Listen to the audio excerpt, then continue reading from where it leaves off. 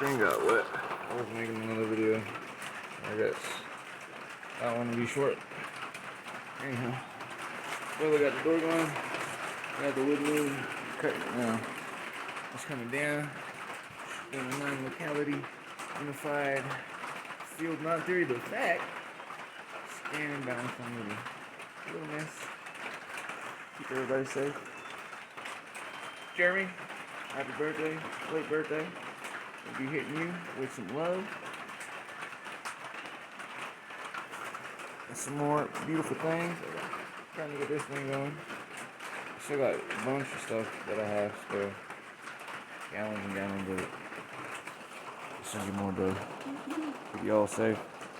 Love you, kids. Love you, world. Still fighting. Stay alive, everybody. Simplicity. Ooh, and from the 2 to the 6, the 6, longer battery life.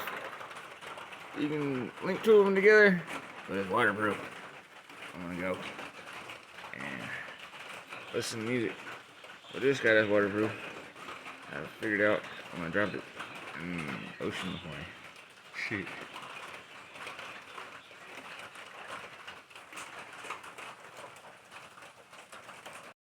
What I was saying this morning, I'm gonna use some of the AU plasma mix and make a barrier so the water stay out and everything stay out.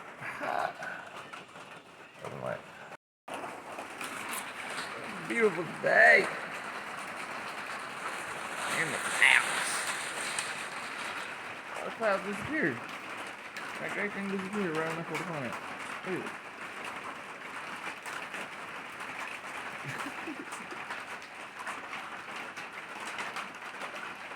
It was just all foggy right there. It looks so messed up. It's like that one time, remember, in the summer? I pointed it out to you a couple times on the hill. There was like a smoke. Like a fog or mist. yeah. Oh shit, because I was all foggy. I was like, I just said to my brother, we in the clouds, baby. And that's gone. Really. President Donald Trump's impeachment trial finished laying out their case today. House impeachment managers saying the rioters who stormed U.S. Capitol last month were acting on the president's orders to undo Joe Biden's election victory. House impeachment manager Jamie Raskin questioned why Trump failed to stop the riot once it started. These waxing lights. Why did he do nothing Put lights up outside. I haven't done that with the other ones. Look, I still got several boxes of these guys. After the attack began, Trump's lawyers would be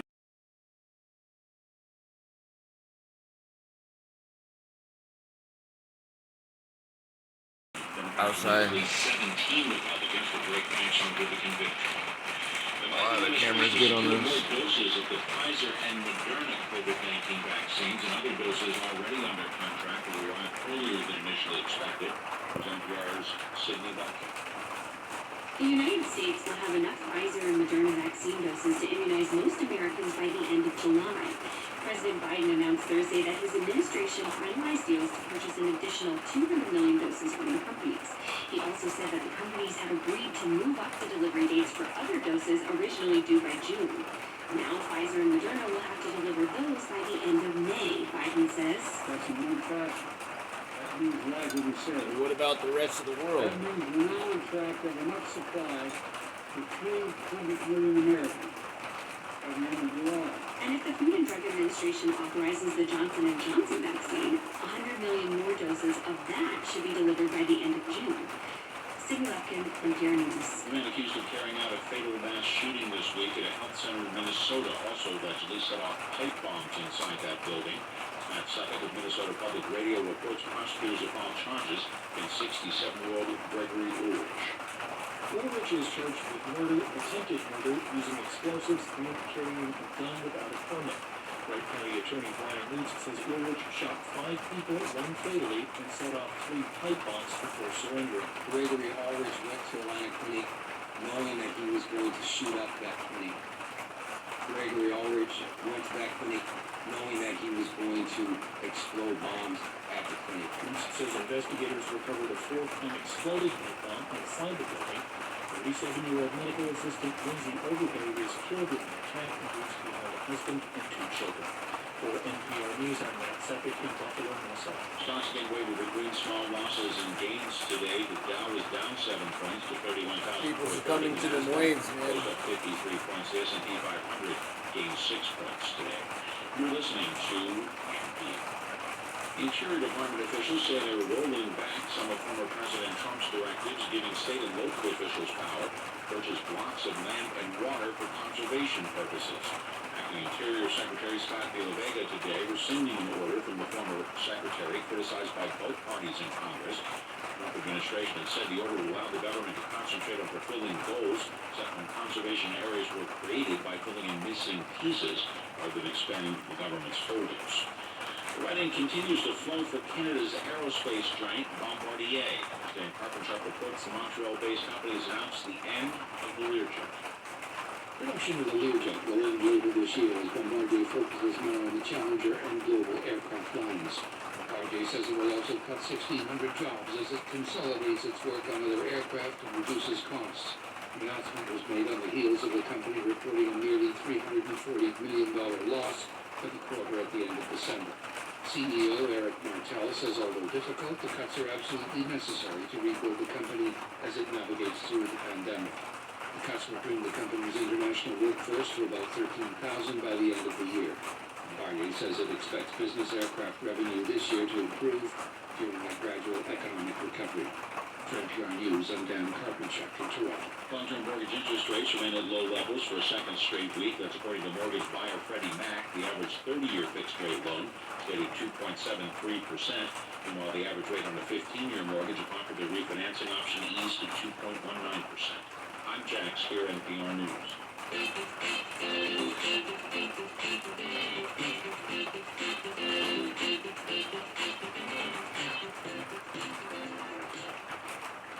This is the California Report. It is honestly completely outrageous. Wiener's new bill would require VCs to either renegotiate their contracts with Catholic hospitals to allow VC staff to provide all care or to end those affiliations altogether. Laura Dango from the Alliance for Catholic Healthcare says now is the worst time to do that. COVID-19 is placing unprecedented demands on our state's healthcare providers. Any effort to weaken the safety net would only harm the state's most vulnerable patients. Danberg says pressuring Catholic hospitals to allow abortions within their walls is intolerant and could jeopardize healthcare for tens of thousands of Californians. For the California Report, I'm April Dombrowski. Another high-ranking California official has been tapped for a powerful drone of the Biden administration. KQED's Katie Org reports. The head of California's Labor and Workforce Development Agency, Julie Su, has been nominated by President Biden to serve as his Deputy Secretary of Labor. The pick was lauded by Democratic leaders in the state. However, Su might face some hurdles in her Senate confirmation related to California's Employment Development Department. In her role as the state's labor secretary, Su oversaw EDD as it struggled to issue unemployment checks during the pandemic and made at least $11 billion in fraudulent payments. Su has served as labor secretary for 2 years.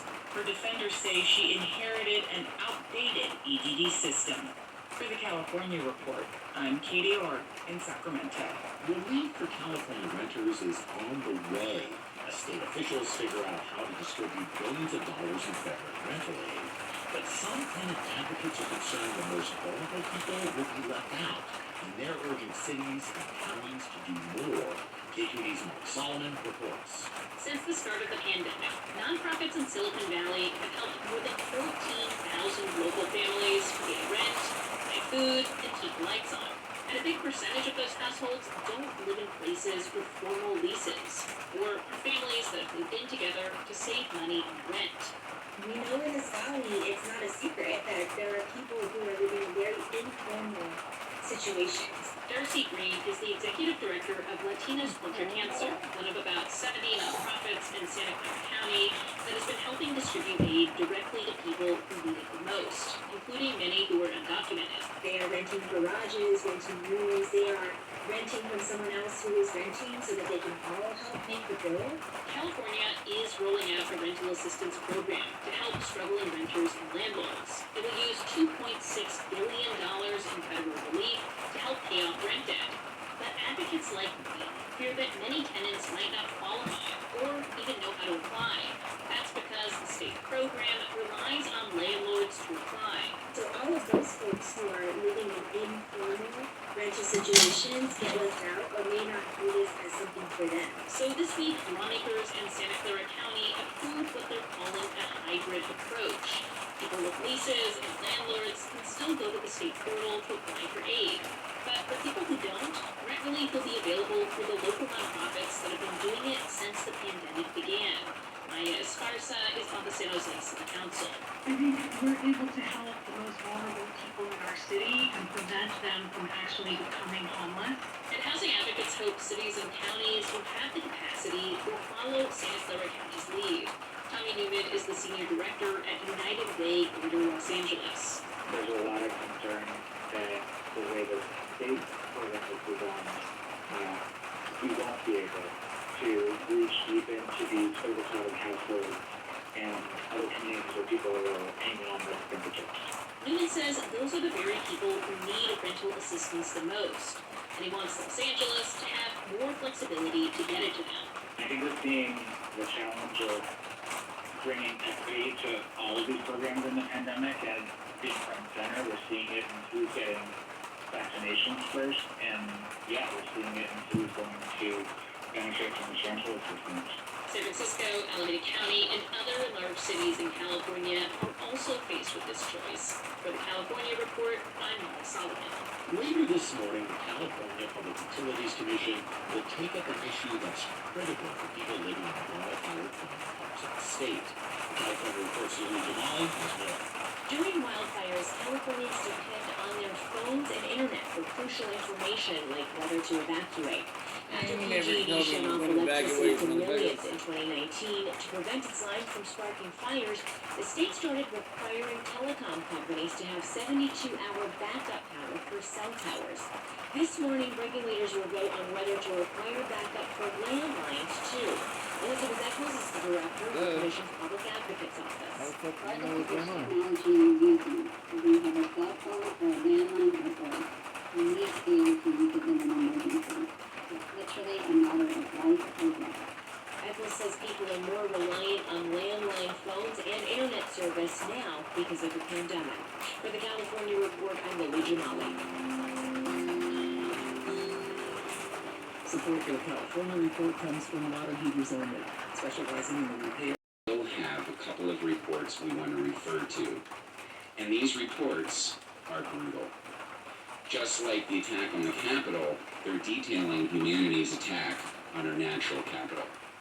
So, you may want to turn away, you may not want to listen, because this is the real news of some of the latest devastating reports. The first one out of the UN. This from The Guardian. It says the world fails to meet a single target to stop the destruction of nature. The world, the human world, has failed to meet a single target Peace minions to stop the destruction of wildlife and life-sustaining ecosystems in the last decade. According to a devastating report from the UN on the state of nature released in September. From tackling pollution to protecting coral reefs, the international community did not fully achieve any of the 20 biodiversity targets agreed to in Aichi, Japan in 2010 in order to slow the loss of the natural world. It is the second consecutive decade that governments have failed to meet targets. The Global Biodiversity Outlook found that despite progress in some areas, natural habitats have continued to disappear, large numbers of species remain threatened by extinction from human activities, and $500 billion of environmentally damaging government subsidies have not been eliminated. Only 6 of the 20 targets have been at least partially achieved. Well, the UN said that the natural world was deteriorating, and failure to act could undermine the goals of the Paris Agreement on the climate crisis and Sustainable Development Goals. The UN's biodiversity head, Elizabeth Maruma, said humanity These storms are going was to at get a crazy, baby. crossroads that would Gotta get decide that in the how back home. future Don't be sitting here generations thinking about experience the being inside natural the world. basement thinking I'm building them all your She fucking said for you. Earth's living systems as a whole are being compromised, Infrastructure on the ground. and the more humanity Getting 100 exploits plus nature mile in winds. unsustainable ways You're and gonna undermines get its stronger. contributions to people, You know? the more we undermine our own well-being, security, and prosperity. Well, the report was the third over 1 week to highlight the devastating state of the planet. The WWF and the Zoological Society of London's Living Planet Report 2020 said that global wildlife populations were in free fall, plunging by 2/3 because of human-caused climate change, overconsumption, population growth, and intensive agriculture. The UK itself had to announce that it failed to reach 17 of the 20 targets agreed to in Aichi, Japan in 2010, and that the gap between rhetoric and reality had resulted in a, quote, lost decade for nature. Well, the 20 different biodiversity targets from the Aichi Agreement are broken down into 60 separate elements to monitor. Of those 60 separate elements, 7 have been achieved, 38 have shown progress, 13 no progress, and for 2, the status is completely unknown. $500 billion of harmful government subsidies for agriculture, fossil fuels, and fishing are highlighted in the report as a particular area of concern by its lead author, David Cooper, Deputy Executive Secretary of the Convention on Biological Diversity. He said, "We are still seeing so much more public money invested in things that harm biodiversity than in things that support biodiversity." And the additional target of taking into account the needs of women, indigenous communities, and poor people while protecting life-sustaining ecosystems is also not met. The assessment of the state of nature on Earth found ecosystems that provide clean water, medicine, and support livelihoods have not been protected, disproportionately affecting women and vulnerable communities. The report authors, however, pointed to the conservation efforts that led to as many as 48 different species being saved from extinction in the recent decades as a sign of hope. Author Cooper said, "Hidden behind these global aggregates, there is important progress. And that gives us signs that if you do put policies in place, they do work." He added that the failure to meet the targets was down to certain governments not understanding the scale of the challenge faced by the natural world. He said, "I think countries are taking it seriously, but perhaps sometimes they're leaving it to the environment ministries and not elevating this enough to something that's got to be the whole of government." Well, the report comes as parties to the Convention on Biological Diversity negotiate the targets for this decade. The final round of negotiations for agreement had been scheduled to take place in China last October, but have been delayed by the coronavirus pandemic and are now expected to take place in May in Kunming, China. Well, a little bit of details about the Kunming Biodiversity Conference. In 2021, hundreds of biodiversity experts and government ministers are expected to negotiate new targets for nature at a meeting in the Chinese city of Kunming. The aim of the accord is a Paris Agreement for nature and to stop and reverse rampant biodiversity loss around the world. The UN currently has an overarching plan that humanity should be living in harmony with nature by the year 2050. Well, then let's also continue with some other interesting news reports. Again, devastating information, but it's important for us to understand in this moment what we're doing to the planet. This is an article headline that says humans have killed 83% of the wild mammals and half of plants, according to a study by the National Academy of Sciences. It says, when it comes to planet Earth, humans are very tiny. The weight of almost 8 billion humans makes up just 101% of all biomass on Earth, according to a report published in the Proceedings of the National Academy of Sciences. While humanity is just 1/100%, plants account for 83% of all biomass, followed by bacteria at 13%. Plants at 83%, bacteria at 13%. All other life makes up basically the remaining 5% of the total weight, with humanity being 1/100%. Well, despite being such a small part of the planet, humans have been steadily destroying everything else for the past few millennia, the Guardian reports. In fact, humans have caused the annihilation of 83% of all wild mammals and half of all plants, the authors of the report found. And it's not just that humans are wiping out wildlife, they're also determining the animals and plants that remain. Of the birds left in the world, 70% are poultry, chickens, and other farm birds. And of the mammals left in the world, 96% are either livestock or pigs. Only a mere 4% of mammals left in the world are actually wild. Marine mammals, meanwhile, have plunged by 80% over the past century, the report found. According to Ron Milo, professor at the Weizmann Institute of Science in Israel, who led the report, telling The Guardian, it is definitely striking our disproportionate place on Earth. When I do a puzzle with my daughters, he says, there is usually an elephant next to a giraffe, next to a rhino.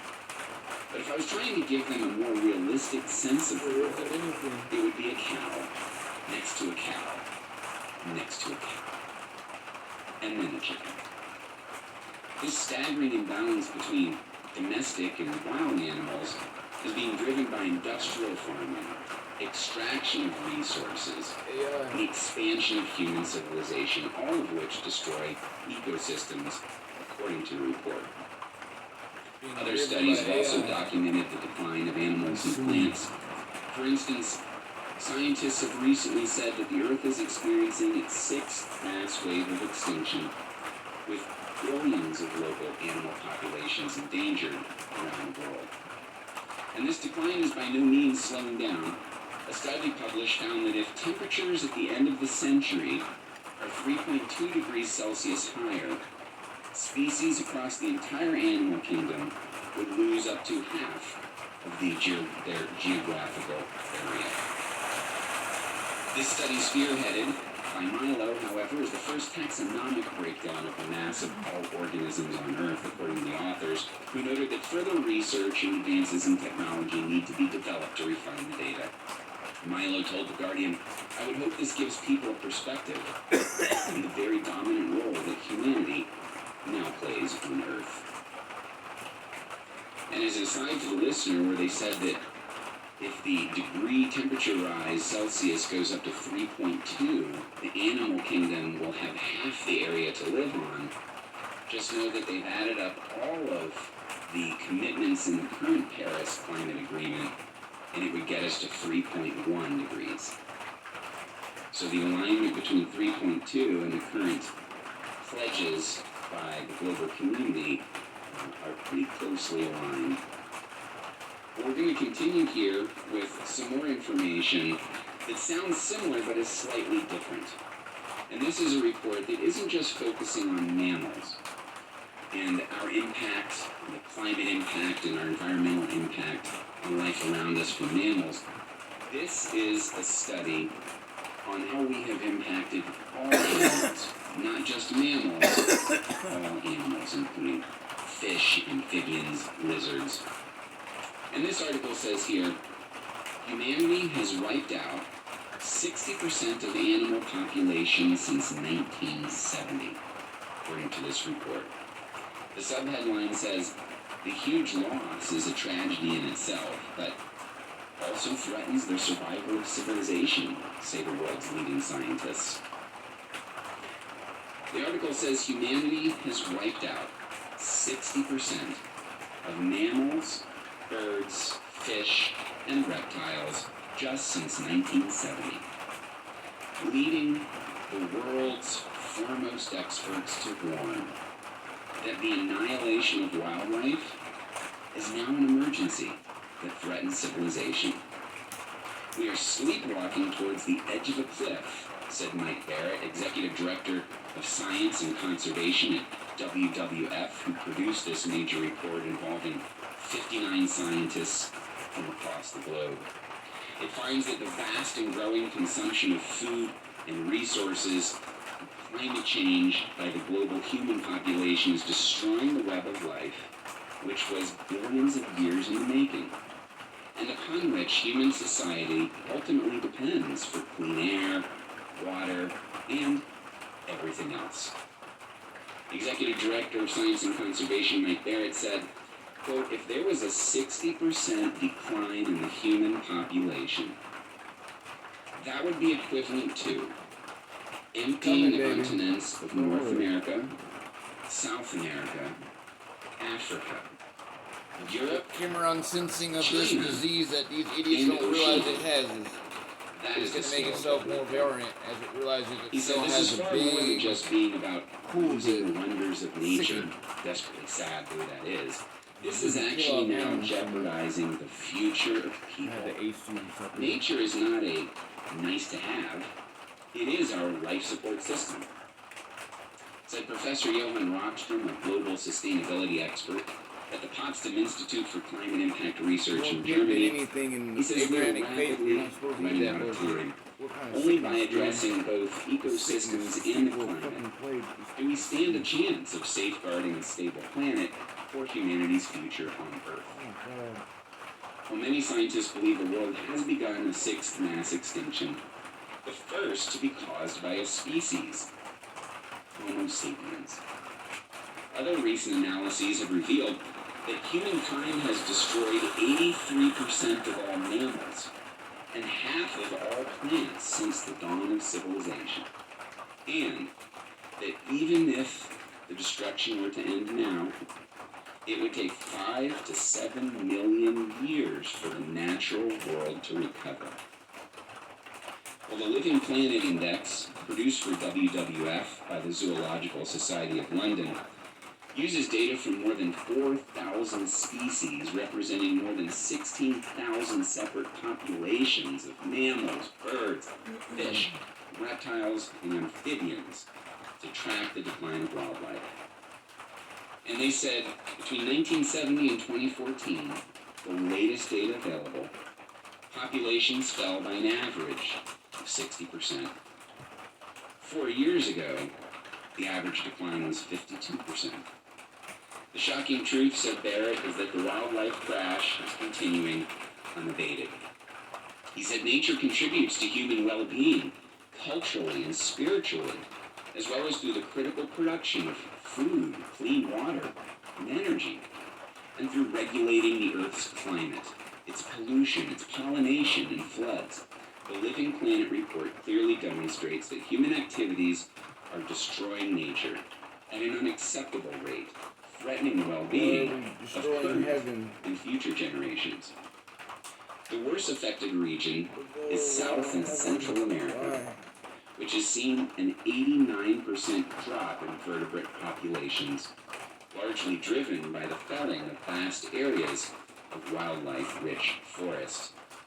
But Marco Lambertini, Director General of WWF International, said the fundamental issue was consumption. He said we can no longer ignore the impact of current unsustainable production models and wasteful lifestyles.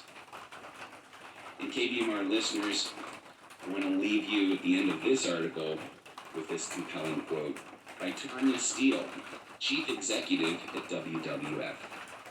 The article ends with her quote saying, "We are the first generation to know we are destroying our planet. And the last one that can do anything about it."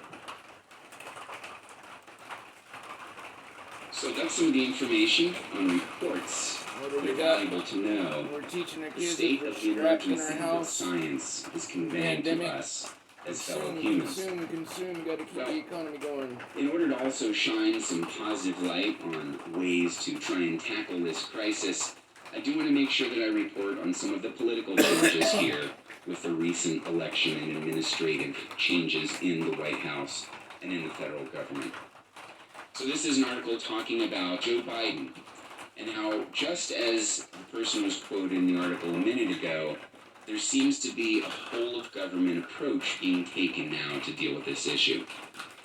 This is from pvmagazine.com. It says Biden orders government-wide approach to fighting climate change. President Joe Biden is taking several new executive actions aimed at battling climate change, protecting the environment, and supporting science, clean energy, and disadvantaged communities. The actions, which were taken January 27th, underscore the Biden administration's dedication to tackling climate issues. They build on executive orders signed on Biden's first day in office, which included rejoining the Paris Climate Agreement, blocking the Keystone XL pipeline, and reviewing environmental policy rollbacks issued by the Trump administration.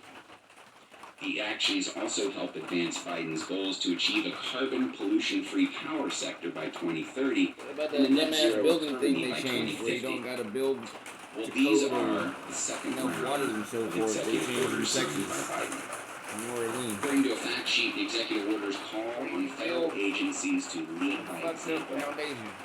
and to The water solidify flood climate state. considerations Federal as a buildings. critical government-wide part of U.S. national security and Nuclear power foreign plants policy. to fucking The telephone orders poles. direct federal agencies to procure carbon-free electricity and zero-emission vehicles, although specific procurement goals are sparse. To help spur job creation, those purchases also must be made in America, following Biden's recent Buy American executive order. The climate-focused orders further direct federal agencies to eliminate fossil fuel subsidies if consistent with applicable law, and identify ways to make federal operations more resilient to climate-related impacts. All agencies must develop strategies for integrating climate considerations into their international work. And in another effort to create jobs in construction, manufacturing, engineering, and skilled trades, the orders direct every federal infrastructure investment to reduce pollution, and that steps be taken to accelerate clean energy and transmission projects under federal permitting processes, and to be done in an environmentally sustainable manner. The orders also establish a moratorium on new oil and gas leases on federal lands, while the U.S. Department of Interior will be tasked with reviewing all existing leasing and permitting practices related to fossil fuel development on federal lands or waters. The Department of Interior is also directed to identify ways to double renewable energy production from offshore wind by 2030. And given that the Biden administration aims to transition the country away from fossil fuels, the new executive orders also create an interagency working group to coordinate investments and other revitalization efforts to assist those U.S. communities that have been reliant on coal, oil, natural gas, and power plants. Another key aspect of Biden's climate plans is environmental justice. According to a White House fact sheet, These executive orders create new councils and direct all federal agencies to develop programs, policies, and activities to address and identify the disproportionate health, environmental, economic, and climate impacts on disadvantaged communities. That includes a government-wide initiative called Justice 40, with the goal of delivering 40% of the overall benefits of relevant federal investments towards such disadvantaged communities. Well, these are some of the new teams, and groups, and positions that have just been created within the last month. To help Biden meet his climate change goals, the executive orders established a host of new government groups. One is called the White House Office of Domestic Climate Policy, led by the first ever National Climate Advisor and a Deputy National Climate Advisor. This White House Office of Domestic Climate Policy will serve as a central location in the White House charged with coordinating and implementing the President's domestic climate agenda. In addition to the new White House office, a National Climate Task Force will also assemble leaders from across 21 federal agencies and departments in order to enable a whole-of-government approach to combating the climate crisis. And then, in an effort to elevate climate in U.S. foreign policy, the President created the Special Presidential Envoy for Climate, which will have a seat in the National Security Council. That position is held by ex-Senator John Kerry. Biden also made it clear he believes the federal government should embrace the scientific community and make decisions using the best available data and technology. To that end, the new Presidential Memorandum on Scientific Integrity and Evidence-Based Policymaking directs United States federal agencies to ensure and review scientific integrity and designate chief science officers.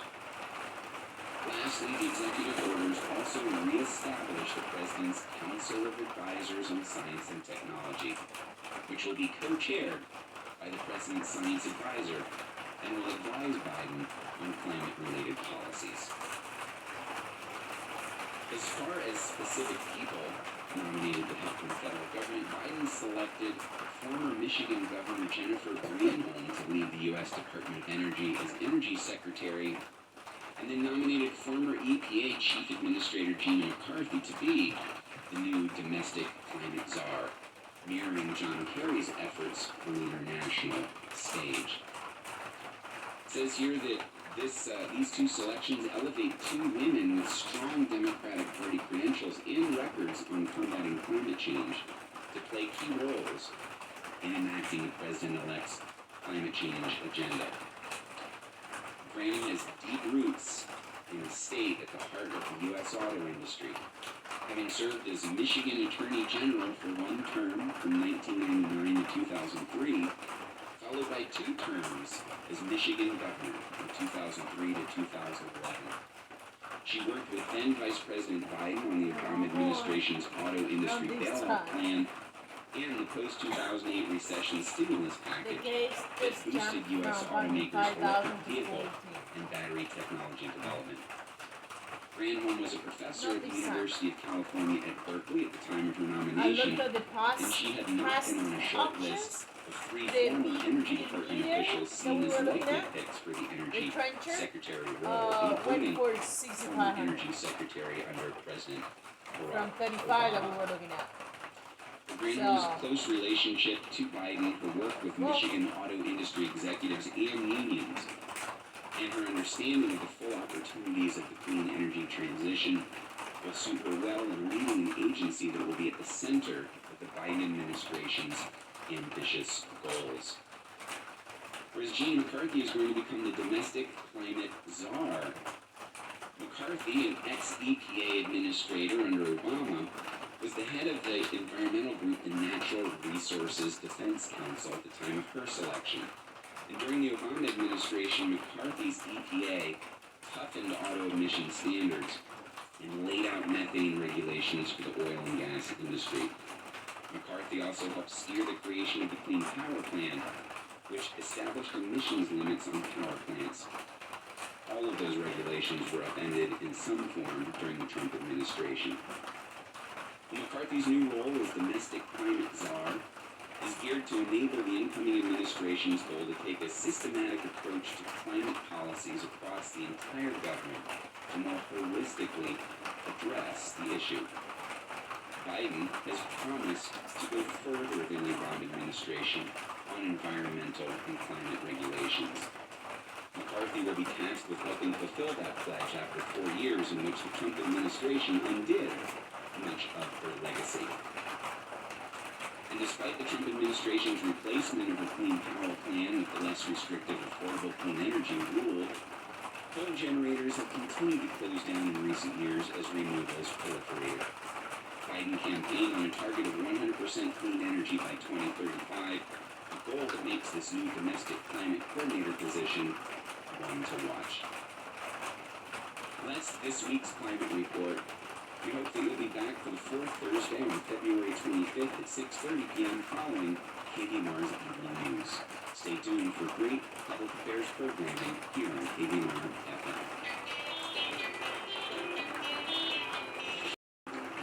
In this capital, for dead. He never once said the one thing everyone around him was begging him to say. Stop the attack. On the second day of former President Trump's second impeachment trial, Democratic House impeachment managers released shocking video from inside the Capitol during the January 6th insurrection and audio of Capitol Hill police officers seeking backup.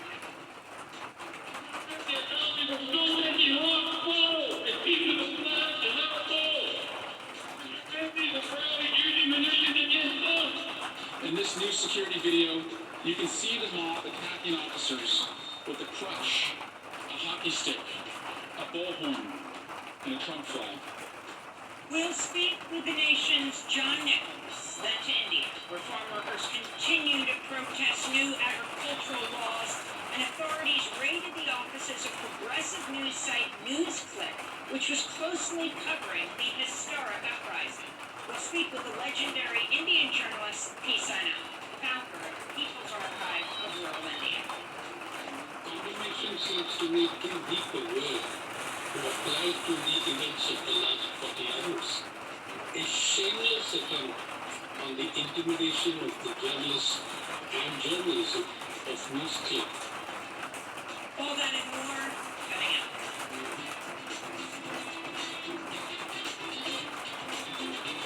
Welcome to Democracy Now!, democracynow.org, the Quarantine Report. I'm Amy Bailey.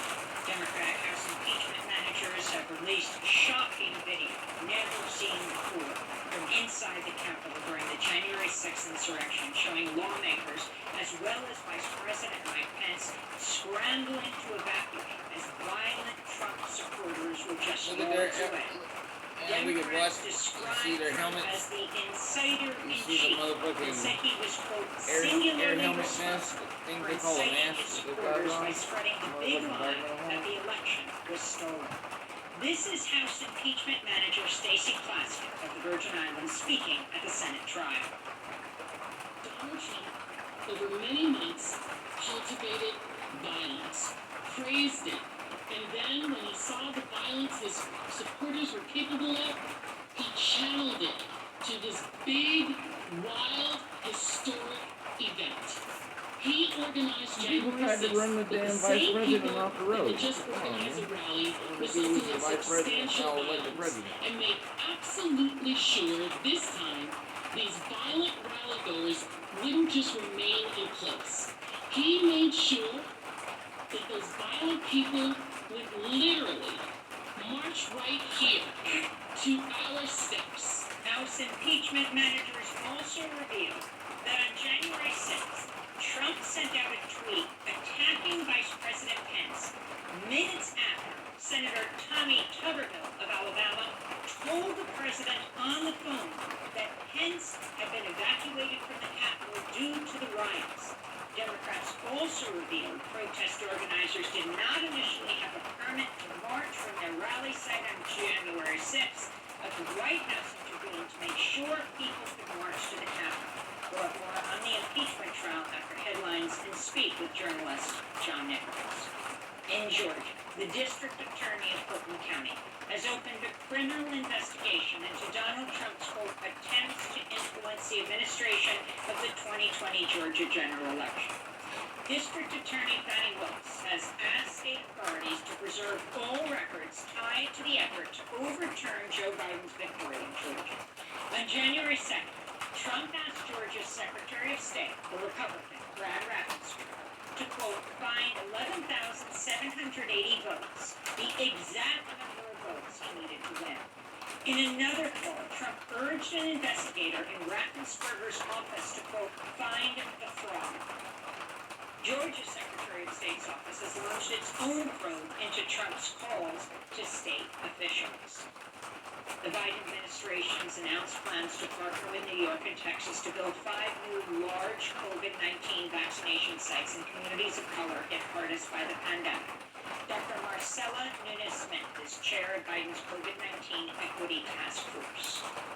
This is a perfect example of our equity work coming to life. And this is a model for the potential we have to do this well across the country. Through the new vaccination sites being announced today, we're taking the response directly to the communities that need it most. This comes as the U.S. death toll has topped 471,000, by far the highest in the world. More than half of all U.S. COVID deaths have occurred since November 1st. A new report in the Lancet Medical Journal finds 40% of all Mutations, U.S. people, COVID come deaths on, wake could up. have been prevented. Meanwhile, the Centers for Disease Control and Prevention is now recommending people wear 2 masks, such as surgical masks with a cloth mask on top to reduce exposure. The World Health Organization is recommending the use of the Oxford-AstraZeneca vaccine for all adults. Some European countries have objected to giving the vaccine to people over 65. The Guardian reports the decision opens the way for the United Nations-backed COVAX program to start shipping doses to lower-income countries across the world.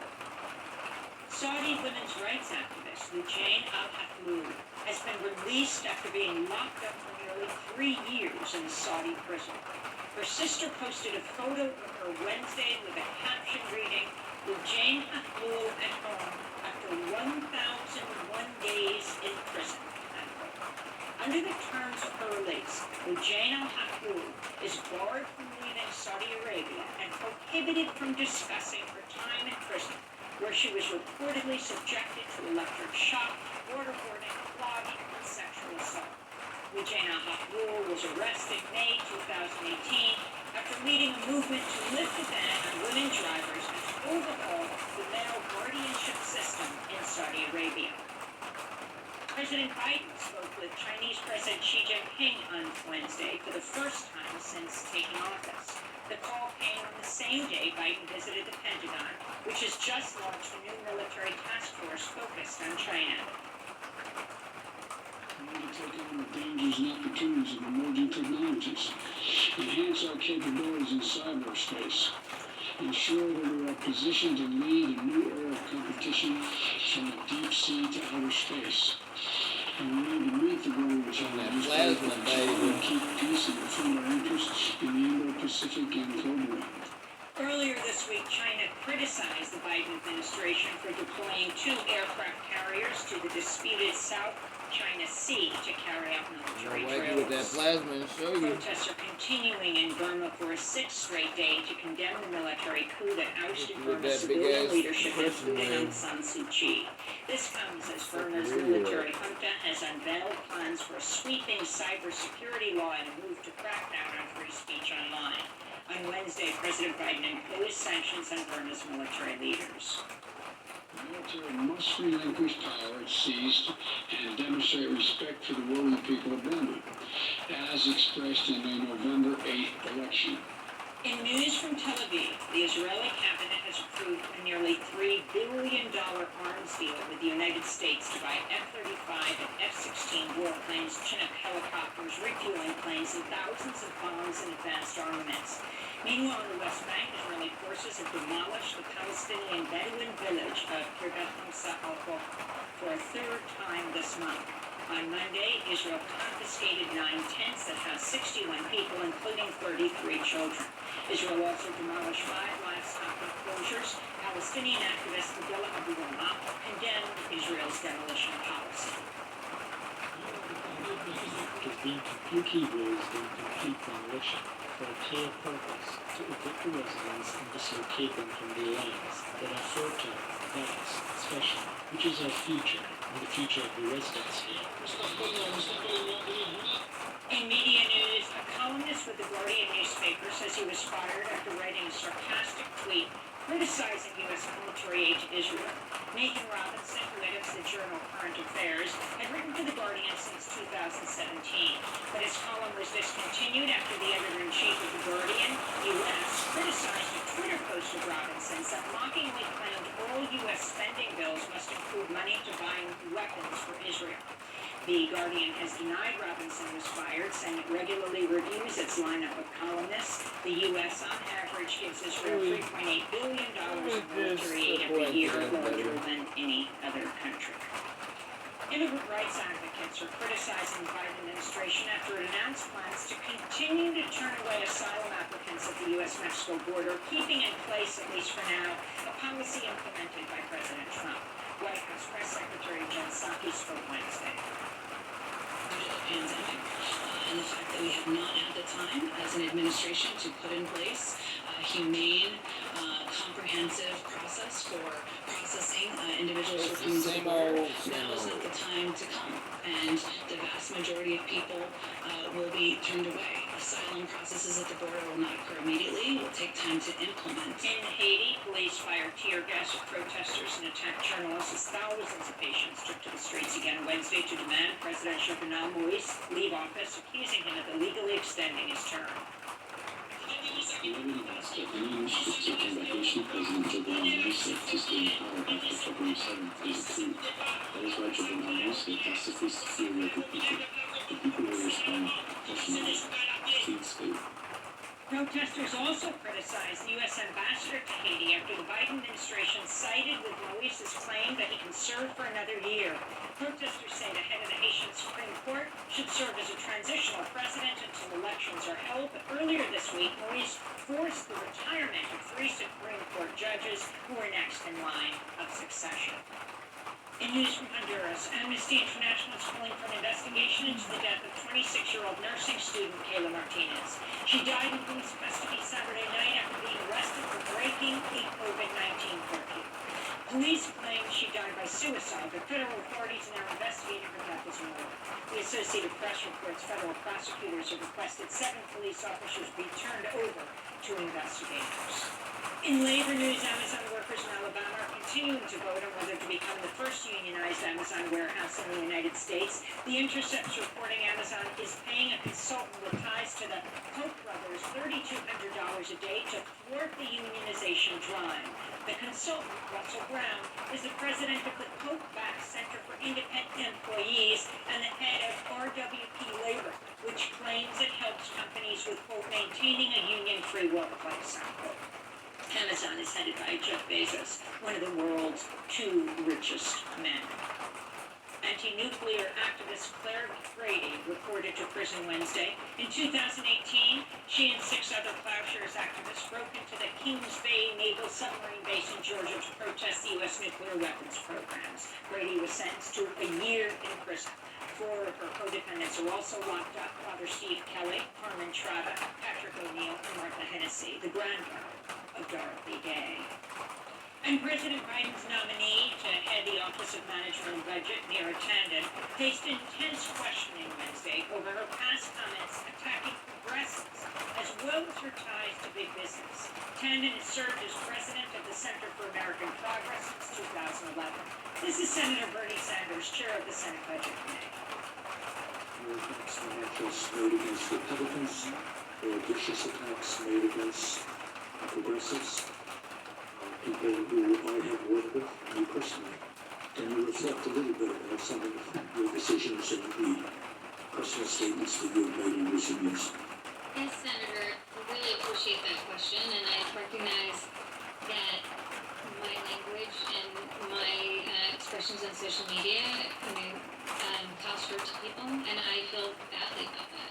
Senator Sanders also drove your attention about the Center for American Progress's reliance on corporate donations. According to the Washington Post, since 2014, the Center for American Progress has received roughly $5.5 million from Walmart, a company that pays its workers starvation wages, $900,000 from the Bank of America, $550,000 from J.P. Morgan Chase, $550,000 from Amazon, $200,000 from Wells Fargo, $800,000 from Facebook, up to $1.4 million from Google Railroads. Capital received money for some of the most powerful special interests in our country. How will your relationship with those very powerful special interests impact your decision making if you are appointed to be the head of the family? Senator, I thank you for that question. It will have zero impact on my decision making. And those are some of the headlines. This is Democracy Now!, democracynow.org, the Quarantine Report. I'm Amy Goodman. On the second day of the second impeachment trial of President Trump, this one for inciting an insurrection, House impeachment managers presented detailed documentation of the events leading up to January 6th. Wednesday was dominated by the presentation of dramatic footage, some of it never seen before, of the violence that unfolded during the insurrection. Footage from security cameras shows the pro-Trump mob searching the Capitol building for lawmakers and coming within about 100 feet, sometimes far less, of the room where Vice President Mike Pence was sheltering with his family. House impeachment managers also played audio of Capitol Hill police officers seeking backup help desperately. As the chilling footage played in the Senate chamber, it was narrated by House impeachment managers Stacey Plaskett of the Virgin Islands and Congressman Eric Swalwell of California. This is Plaskett. And for our radio listeners, we'll hear some short silence when the closed-circuit video footage is playing. It doesn't have sound. As the video begins, we are seeing the inside view as the mob approaches from outside and beats the windows and doors. You can see that the rioter first broke the window with the wooden beam that you saw previously, and a lone police officer inside responds and begins to spray the first man who enters, but is quickly overwhelmed. I want you to pay attention to the first group of assailants as they break into the building. The second man through the window is wearing full tactical body armor and is carrying a baseball bat. Others are carrying riot shields. You can see Vice President Pence and his family quickly move down the stairs. The Vice President turns around briefly as he's headed down. As you can see here, the staff moves from their offices through the hall and then enters a door on the right-hand side. That's the outer door of the conference room, which also has an inner door that they barricaded with furniture. The staff then hid under a conference room table in that inner room. In this security video, pay attention to the door that we saw those staffers leading into and going into.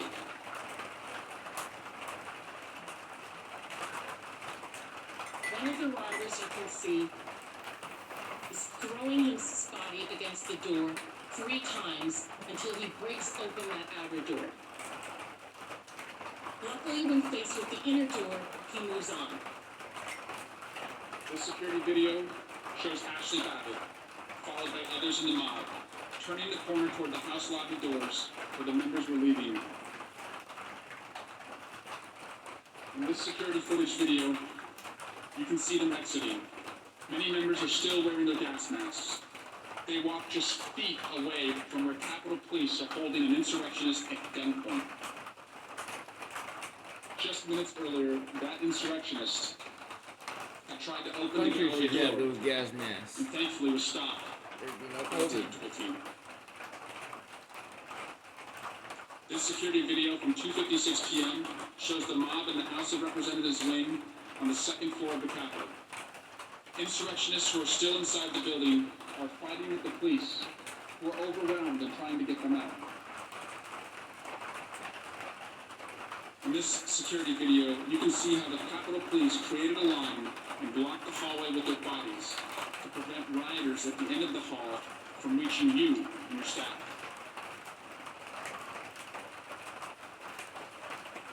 Officer Goodman passes Senator Mitt Romney and directs him to turn around in order to get to safety. Here in this new video, you see Leader Schumer walking up a ramp. Going up the ramp with his detail, he'll soon go out of view.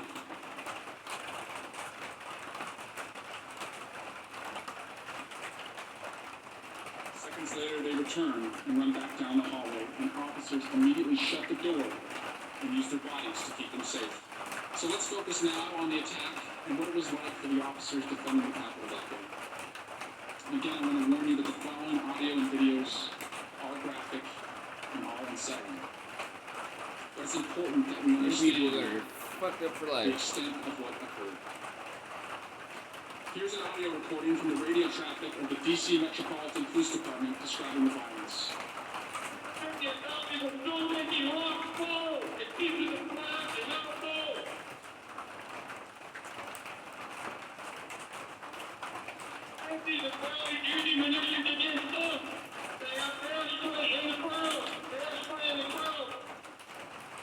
Hours after members of the House and Senate had left this area, on the west front of the building, the mob continued to grow, continued to beat the officers as they tried to get in. In this new security video, you can see the mob attacking officers with a crutch, a hockey stick, a bullhorn, and a Trump flag. That's just some of the dramatic footage from January 6th that was shown Wednesday by the House impeachment managers as they built their case in the Senate chamber to impeach former President Donald Trump for inciting an insurrection. Republican Senator Mitt Romney said he spoke to U.S. Capitol Police Officer Eugene Goodman to thank him for coming to his aid after watching new footage that showed the officer protecting him from the mob, telling him he needed to go in the other direction. House impeachment managers also revealed that on January 6th, Trump sent out a tweet attacking Vice President Pence just minutes after Senator Tommy Tuberville of Alabama told the president on the phone that Pence was being evacuated from the Capitol as they were speaking due to the riots. Democrats also revealed protest organizers did not initially have a permit to march from their rally site on January 6th, but the White House intervened to make sure people could march to the Capitol. Impeachment trial resumes today at noon. Democracy Now! Is covering the trial gavel to gavel. We're streaming it at democracynow.org. When we come back, we'll discuss the historic events laid out by the House impeachment managers with the nation's John Nichols statements. 69. We'll be talking about it later in the broadcast. This is Democracy Now!, democracynow.org, the Quarantine Report. I'm Amy Goodman in New York, joined remotely by co-host Nermeen Sheikh. Hi, Nermeen. Hi, Amy, and welcome to our listeners and viewers across the country and around the world. Well, Democratic House impeachment managers laid out their case against former President Donald Trump Wednesday as the trial entered day 2. They released shocking video from inside the Capitol during the January 6th insurrection, showing violent Trump supporters were just 58 steps away from lawmakers.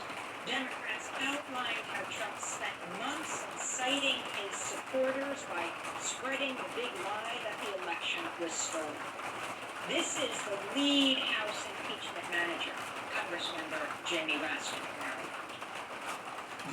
will show you that ex-President Trump was no innocent bystander. The evidence will show that he clearly incited the January 6th insurrection. It will show that Donald Trump surrendered his role as commander-in-chief and became the inciter-in-chief of a dangerous insurrection. And this was, as one of our colleagues put it so cogently on January 6th itself, the greatest betrayal of the presidential oath in the history of the United States. And now we're joined by John Nicholas, the nation's national affairs correspondent. His most recent book, The Fight for the Soul of the Democratic Party, also the author of The Genius of Impeachment, the Founder's Cure for Royalism. John, welcome back to Democracy Now! Thanks for joining us from Wisconsin. Why don't we start out by you responding to what was revealed yesterday? Much of this footage we have not seen before coming from the Capitol's closed circuit TV when they would show that it was silent and they would narrate. Well, thanks for having me, Amy. And I think the best way to understand it is that Tuesday was the procedural day. They explained why this trial was both legitimate and necessary. And Wednesday was the evidentiary day, where they explained why this is so important, the evidence confirming that. And the evidence that you saw was, as you suggest, in many cases, new footage and new material, but it was also a timeline. And what the various impeachment managers sought to do, and I think actually quite brilliant, was to establish that Donald Trump had a constant interaction with this run-up to January 6th and what happened on January 6th. And once that was established, obviously you're talking about the impeachment and any trial of Donald Trump, then you showed what happened and why it was so jarring, so horrifying, and so significant.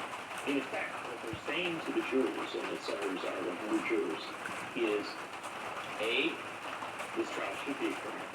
B, this trial is targeted at the right individual, Donald John Trump. And C, this trial is of enormous consequence because the incidents involved were, in fact, a genuine threat, as Jamie Graham suggested, to the transition of power in the United States, one of the most vital constitutional constructs of the country. And John, Jamie Raskin has asked Trump to testify in the trial, but of course his senior advisor, Jason Miller, said he will not testify in what he considers an unconstitutional proceeding. Now, the House had the option of issuing a subpoena to Trump to get him to testify, but they didn't do that. What do you think is going to happen? Trump has no intention of testifying. Trump has no intention of testifying, and it's still an open question whether there will be any testimony or any witnesses. This is a fast-moving trial, and I think the managers have focused a lot of their attention on what they describe actually as facts, as what you can show people. The president's tweets, the video from the Capitol, the video of the president's speeches, all of these pieces. Once they've done that, then there will be the question of whether you might call a witness. I am inclined to suggest that they probably won't attempt to subpoena Donald Trump. He has said he does not want to testify. And frankly, his testimony, I think, would probably add little to the process. But there is still the opportunity that you will see witnesses. And the fascinating part of this is that some of the most compelling witnesses are jurors in the trial. It's notable that, for instance, Senator Lindsey Graham from South Carolina was on the phone to the White House and has, in interviews, said some, frankly, quite damning things about Donald Trump's, seeming enthusiasm for the people that were involved, and B, lack of engagement with the lack of willingness to intervene to try and stop the violence. And so we have some fascinating questions as regards to witnesses. But at the end of the day, I still think the most compelling part of this trial is the presentation, the open argument from the impeachment managers. And Joe, could you also talk about where Republicans stand on the impeachment trial? Republican Senator Bill Cassidy has joined Democrats in voting against ending the impeachment trial, though he said that that does not mean that he would vote in favor of convicting Trump. He's among only 6 Republicans who've said the trial should not end. And you've written a piece called Trump's Congressional Co-Conspirators are just as guilty as the president. Could you talk about that and where you think other Republicans will go on this? Certainly. To establish up front, you need 67 votes if the senators are voting in order to convict. And that point of this trial is to reach a conviction. Is that at the point of the impeachment mandate. And right now, they have 5 or 6 Republicans who have seemingly indicated some openness to a conviction vote. As you well point out, it's not even sure that all of them will. But if you had that group, you'd have roughly 55, 56 votes for impeachment, or for conviction. That's a large vote. That's significant. Because remember, no president has ever been convicted. However, it is insufficient. The question in this Senate is whether Mitch McConnell, who really is the key force, and then I think John Thune on his side, whether they might at some point determine to lead a group of senators either to not vote or to vote for a conviction. I think that's really an outside prospect, but it's certainly the one that Jamie Raskin and the impeachment managers are aiming at. What we do know, I think what we can be very sure of is there are a number of members of the Senate who absolutely will not vote to convict Donald Trump because they are actually part of the conspiracy. They're part of the crime. And I would point especially to Josh Hawley from Missouri, whose own home state senators, newspapers have said should be expelled from the Senate.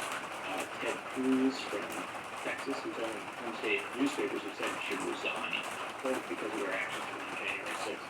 Also people like Ron Johnson from Wisconsin. The fact is, we don't have time in this program to detail all of the intersections between the statements and actions of folks like Josh Hawley, Ted Cruz, Ron Johnson, and others in this run-up to January 6th and in what happened on January 6th. So it's a bizarre situation where you have jurors who actually are, as I've suggested, I believe, as guilty in the case of Josh Hawley, maybe even more guilty than Donald Trump. I want to go to House Impeachment Manager, Congressman Joaquin Castro of Texas. We've seen all the evidence so far, and this is clear. On January 6th, President Trump left everyone in his capital for dead. When he wanted to incite his supporters to show up on January 6th, President Trump tweeted 16 times between midnight on January 5th and his noon rally speech the next day. 16 times to get them to do something he wanted. And his message in those 16 times was clear. Fight. Stay strong. Be strong. But when the violence started, he never once said the one thing everyone around him was begging him to say. Stop the attack. He refused to stop. Donald Trump did not send help to these officers who were badly outnumbered, overwhelmed, and being beaten down. 2 hours into the insurrection, by 3 p.m., President Trump had not deployed the National Guard or any other law enforcement to help, despite multiple pleas to do so. So that's Joaquin Castro. Now I want to go to the House Impeachment Manager, Rhode Island Congressman David Cicilline, who laid out what Donald Trump was tweeting as the mob attacked the Capitol. Maybe an hour after the rioters had reached the Capitol perimeter, at 1:49, Donald Trump released a propaganda reel of his Save America speech that he'd given an hour before. Let me be clear, the the events I just described, the rioters are breaching the Capitol, attacking law enforcement. The violence is being broadcast all over the television for the whole world to see, including the President of the United States. And I want to show you, this is what is happening right before Donald Trump sends that video out again, and as he does it.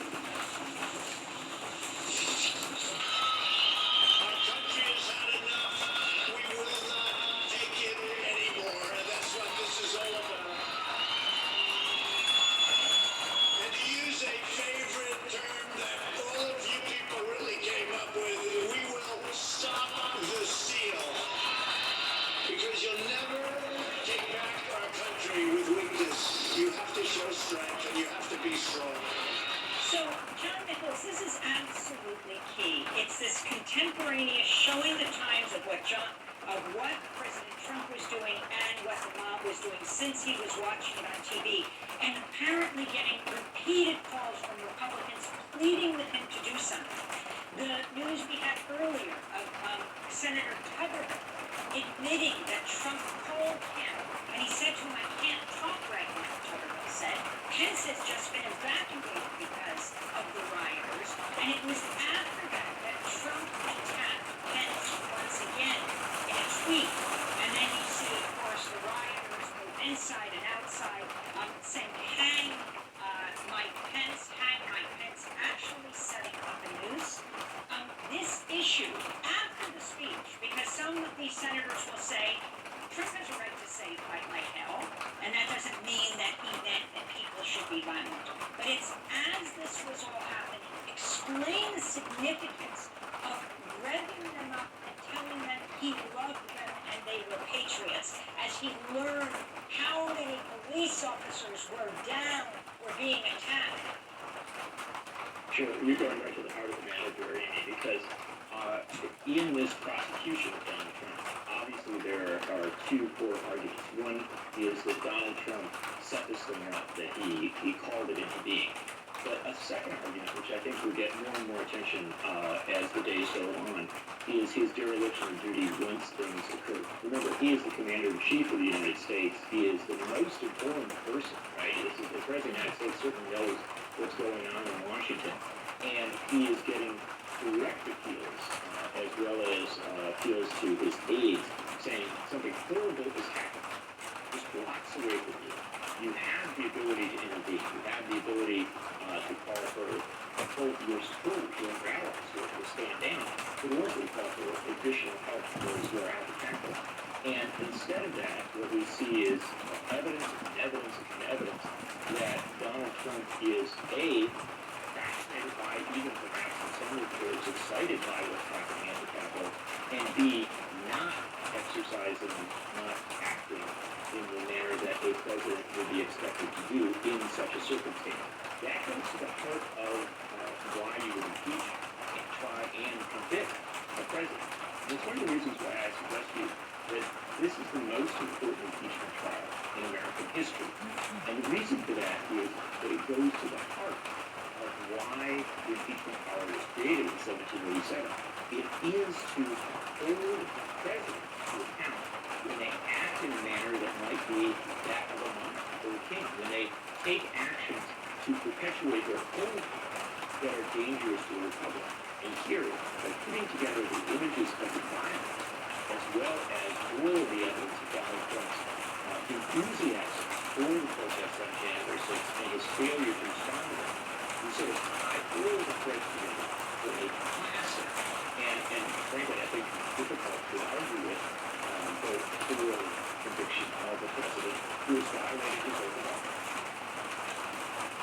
John, you've written extensively on the lead impeachment monitor, Congressman Jamie Raskin, whom we heard from earlier, and you've also been talking to him. So could you say a little about your conversations with him, and also about his father, Marcus Raskin, whom you've also written about?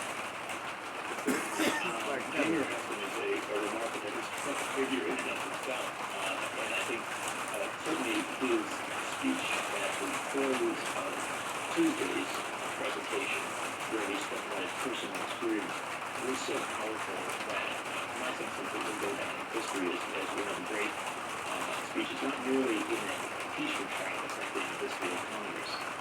Jamie Raskin was a congressman from Maryland. Before he was a congressman, he was a long-time constitutional law professor. So you have this remarkable circumstance of a constitutional law professor actually at the center of a great constitutional moment. Beyond that, Jamie Raskin, as people who follow the trial know, had horrible tragedy in his life, the suicide of his son on New Year's Eve. He spoke about that and connected his own personal story, bringing his daughter and his son-in-law on January 6th to the Capitol, being separated from them. He and his comments. So he has a remarkable ability to read the personal and the political. And I think that does move back to his father, a remarkable figure in American life, Marcus Raskin, who was an aide in the Kennedy White House, left the Kennedy White House to become a co-founder of the Institute for Policy Studies, and was really one of the great intellectual figures on the left in America in the early 1960s into the 2000s. He died in 2017. And Marcus Raskin was very clear about democracy and how it worked, how the structures of government needed to defend it. And so it wasn't surprising that his son, Jamie Raskin, quoted Marcus Raskin at the opening of Wednesday's remarks, and I'll make sure I say it right: democracy needs ground to stand upon, and that ground is the truth. And Jamie Raskin on Wednesday framed many of his remarks around this, the notion that truth and fact are the tools by which you hold a leader to account, particularly a leader who has done the damage to a country that Jamie Raskin and the other impeachment managers assert, I think correctly, that Donald Trump has done. And speaking of legendary figures, as we wrap up, John, I wanted to ask you about the legendary Pittsburgh folk singer, songwriter, self-described rabble-rouser, who's died of COVID-19 at age 69, surrounded by family and friends. John, you've written about her, you knew her, in a piece titled "The Wisconsin Uprising Was Glorious," and Ann Feeney sang its solidarity song. This is a clip of her singing.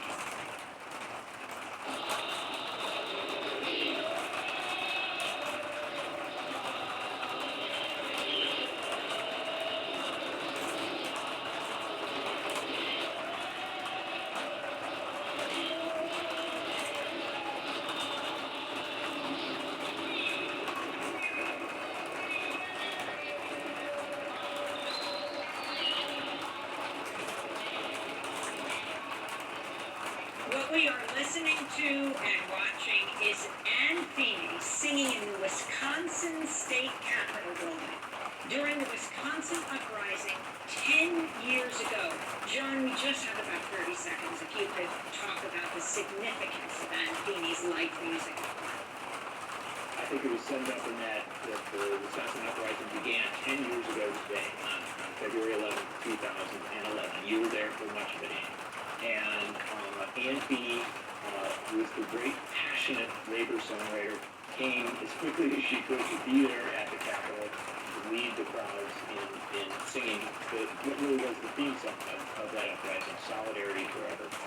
She was a remarkable figure, and said that her favorite place to sing was on a picket line.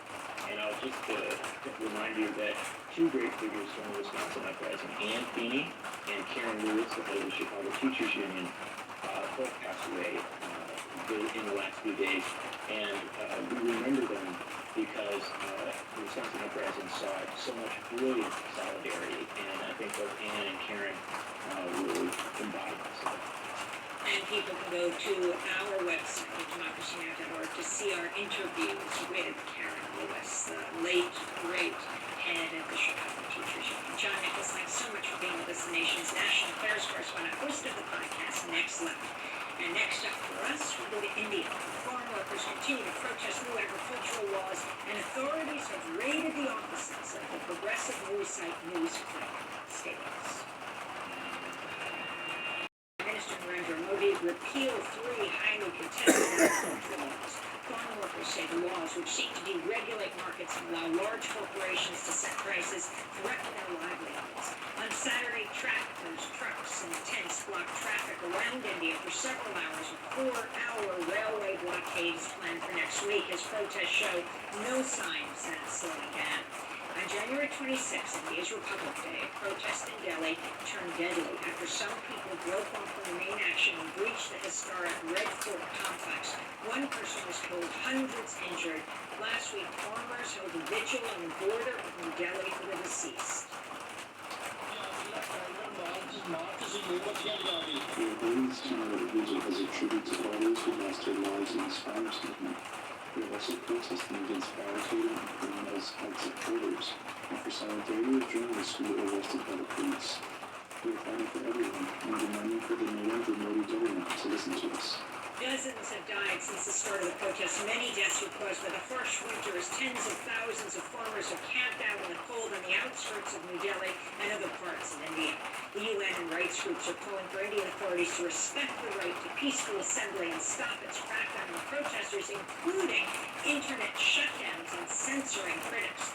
Twitter's just come under fire after it blocked hundreds of accounts at the behest of Narendra Modi's government, which Twitter says threatened to lock up its local employees if it did not comply.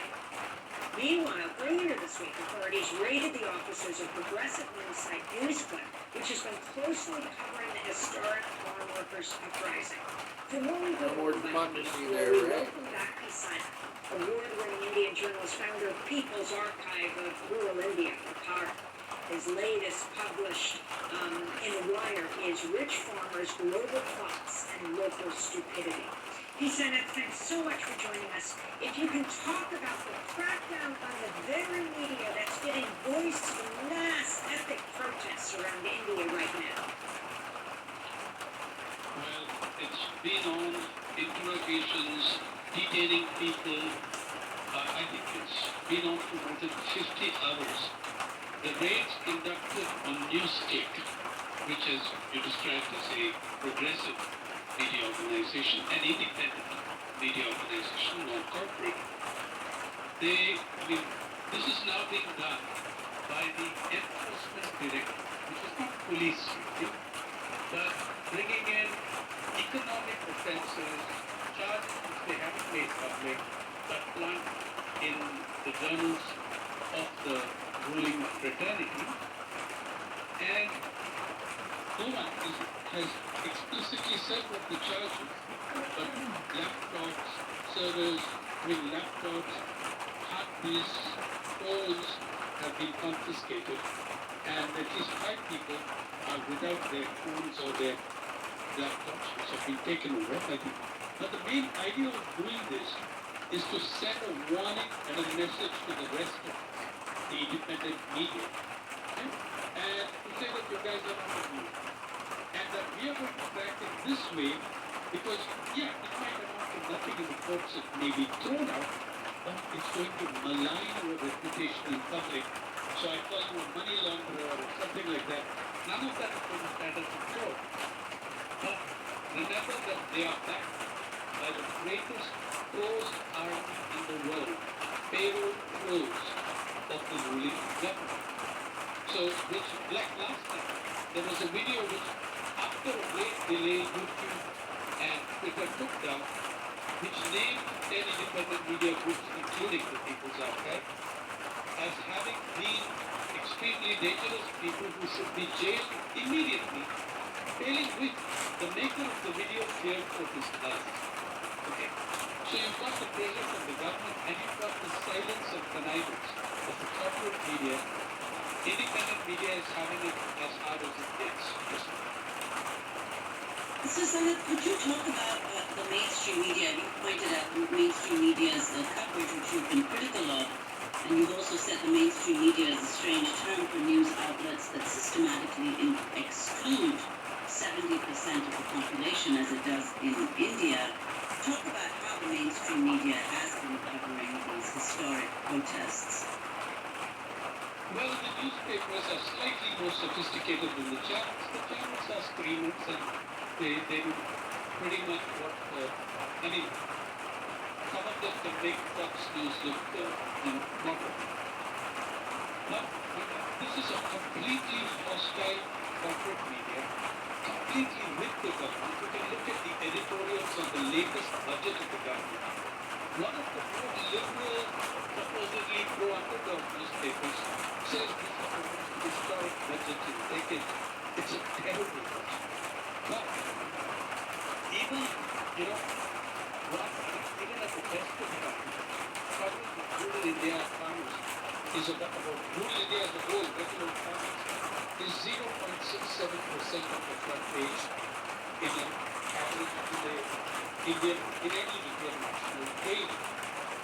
Now, these newspapers, their inside pages, try to entertain and get more space than all the social sector needs from environment, housing, poverty, development, farming, agriculture, climate change, put together, don't take the kind of space that crime and entertainment take. The same media has shed more than 1,500 journals using the pandemic as an excuse. And you can guess which types of journals they track. Since April last year, using the pandemic as an excuse, some of the, most cash-rich media companies in Asia or perhaps the world have thrown out more than 1,500 journalists. And thousands of non-journalist media workers who I think are extremely important in the entire process of information generation. So you've got that on the one. Since April last year, the government and the police have arrested journalists under extraordinary conditions. We are all familiar with arrests of Indian journalists on charges of sedition. They've not arrested them by FIR, first information reports, on charges under the epidemics, under the disasters act, spreading demoralization, blah, blah, blah. So anyone, those who dissent, the good message is clear. Dissent that we're doing, there's between 70 and 80 first information reports filed against journalists. Journalists have spent 1 month in jail without being able to meet their lawyers because they're being arrested under extraordinary laws like the Unlawful Activities Prevention Act. You name it. It's this. This government has just completely gone berserk in its treatment of media. So those elements in the corporate media, good journalists, are themselves intimidated and facing action. But now they've decided, Houston in particular, gained incredible traction with leadership and viewership because of its coverage of farm protests.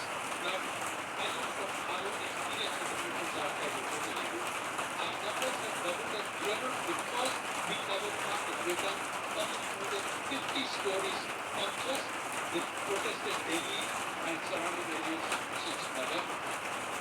Now, Houston, which is based in Delhi, has 40 million views on its YouTube channel in a single month. That was unacceptable for them.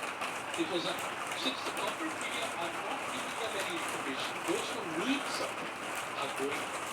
The corporate media is approach to the farmers. These are all rich farmers. By the way, I think our figures of what these farmers in Punjab, the richest farmers in the country, their monthly household, and the household has more than 5 people in Punjab, monthly household income is 18,059 rupees, which is about $250. It's about $250 a month. So 5 people, which means a per capita income for the farmer of the farm household of around $50. These are, and looking to directors of the IML, etc., writing pandemic. These are rich farmers. Guys are writing on Twitter. These guys are writing on Twitter and Facebook. These guys earn more in an hour than an entire family household of farmers earns in a month, and they are crossing the farmers as rich farmers. So you're looking at the greatest troll army of the world in hostile corporate media and a government that track independent media. In Newsclick, the problem, it's always been a thorn in the side of authority. It has really angered them with its coverage of the farm protest. So This is the media scenario. And the media, the main media or the big media was here to the government. By the way, you should know that the richest Indian in the world, the richest media owner in India, is also one of the 2 or 3 biggest beneficiaries of these farm laws, Mr. Akbar. So how are those media that he does not hold, he is very No, but we can also keep our eyes out for things like this. Senator, we have just a minute left. Talk about where negotiations about these laws stand now. There is the Supreme Court appointed a committee to negotiate with the farmers. What's happening? The committee could not negotiate with itself before its first meeting. One committee, meaning one member, that's a 4-member committee, resigned because his own farm bill expelled. Okay, that committee cannot come at the end of 2 months its mandate. It's got a 2-month mandate to provide solutions. The only thing I can think of that happens in 2 months in agriculture is the maximum lifespan of pollinator insects. Okay? Now this group, it cannot come to the farmers. The protesters won't come to them. They don't take them seriously and quite correctly so. So nothing much is going to happen by way of the committee. As I said to you the last time, the tactic is what I call death by commitment. I declined when my name came up in the open court to be part of this. There you go. So nothing like I the found it. negotiation. Look, they have tried I found it. to break these protests. Senator, we have 10 seconds. The hands They're free. getting stronger. The protests are spreading wider. It says case 580B Backhaul. It says project. Runs, drives, digs, has 1 lead outrigger besides that no leads has no reverse.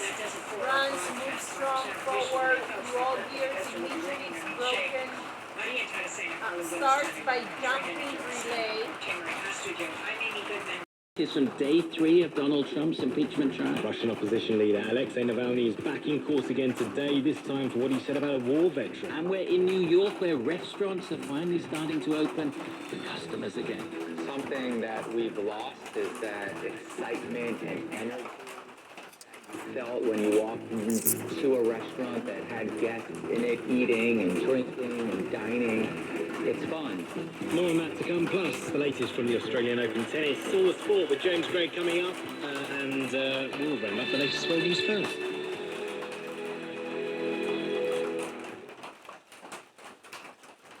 Live from NPR News, I'm Shay Stevens. House Democrats have concluded their arguments in the second impeachment trial of former President Donald Trump by insisting that Trump has a history of encouraging violence among his supporters. NPR's Brian Naylor reports that the impeachment managers presented Trump's own words as evidence. The Democratic House managers showed clips of Trump praising supporters who roughed up protesters at his campaign rallies and calling neo-Nazis in Charlottesville, Virginia, very fine people. They said he inflamed protesters in Michigan. Maryland Congressman and lead impeachment manager Jamie Raskin argued Trump had a pattern and practice of inciting violence. January 6th was not some unexpected radical break from his normal law-abiding and peaceful disposition. This was his state of mind. This was his essential M.O. Trump attorney David Schoen told reporters that the House managers haven't in any way tied the January 6th insurrection to Trump, calling their presentation offensive. Brian Naylor, NPR News. President Joe Biden says the White House has secured 200 million additional doses of COVID-19 vaccines, with plans to inoculate all Americans who want it by the end of July. Speaking at the National Institutes of Health, Biden told researchers that the nation should brace itself for more pandemic misery. We lost over 100,000 of our fellow citizens. We're on track to cross 500,000 dead Americans this next month. The new strains emerging create immense challenges, and masking is still the easiest thing to do to save lives. Nearly 95,000 new U.S. cases of COVID-19 were reported Thursday, according to data from Johns Hopkins University. A new report suggests the risk of contracting COVID-19 may be greater in an airport than aboard a plane. NPR's David Schaefer reports that the public health experts are recommending airports take additional steps to reduce those risks. Experts at the Harvard School of Public Health study the risk of coronavirus transmission in air travel and find that on the one hand, airports provide a good environment to practice social distancing. Most of them are large volume spaces. But Professor of Environmental Health and Infectious Disease John Spengler says there are some tight spaces where people bunch up together. Around gates, around baggage handling, busy times during security. Spengler says many airports are improving air ventilation systems, installing barriers, and using touchless technology to reduce the risk of transmission. And he says the new federal mask mandate is long overdue. He says the best way to avoid COVID-19 is still to not travel at all. David Schaefer, NPR News. In pre-market trading, U.S. futures are lower. This is NPR. The Australian state of Victoria is preparing for a 5-day lockdown beginning Friday evening because of a rapidly spreading COVID-19 cluster of cases linked to a quarantine hotel in Melbourne. The Australian Open tennis tournament will be allowed to continue in that city, but spectators will be banned during the 5-day lockdown. China is banning BBC World News television channel. From London, NPR's Frank Langford reports that the move comes after a British regulator revoked the license of a Chinese state broadcaster. China's broadcast regulator accused the BBC of failing to report accurately and impartially while undermining China's national interests and ethnic solidarity. Most recently, the Chinese government criticized and denied BBC reports that women in internment camps for Uyghurs and other Muslims in Xinjiang were subject to rape and torture. The BBC says it's disappointed with China's decision and insists it reports fairly, impartially, and without fear or favor. The Chinese government already censored some BBC content, and the broadcaster's TV audience in the country is tiny. The BBC has not been allowed to broadcast directly into Chinese homes. It's been available in international hotels and the homes of some foreigners and more globally minded Chinese. Frank Langford, NPR News, London. Less than 6 months before the start of the Summer Games, Yoshiro Mori has resigned as president of the Tokyo Olympic Organizing Committee. He sparked outrage earlier this month by suggesting during an Olympic Committee meeting that women talk too much. His comments prompted a backlash, including an online petition for him to step down. This is NPR News. Support for NPR comes from the Preparation for Public Health. And over the next 30 minutes, we're going to go to Myanmar to get reaction to that mass prisoner release. Plus, we're in Washington for Donald Trump's impeachment trial, and New York, where they're finally letting some customers back into restaurants. Remember, you can keep up with the program by following BBC World Service on Facebook. Chris has been commenting on our story about spectators being banned from the Australian Open temporarily because of the COVID outbreak there. He says better to disappoint the fans rather than spread infection. Do you agree? The number +44 7786 2050 85, or go to Facebook and leave your comment there.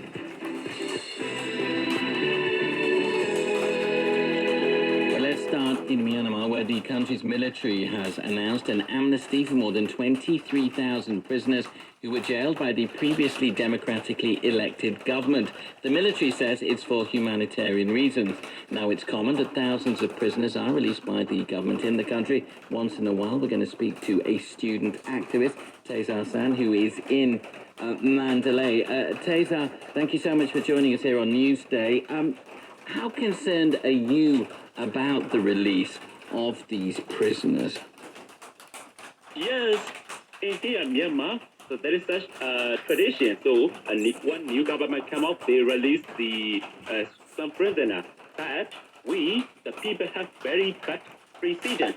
As in previous people movement, for example, at 1988 people democracy movement, so the military gender released the pro-military prisoner, and they disturbed our people peaceful demonstration and peaceful protest. So now we are feel fear and more aware about this release of the prisoner.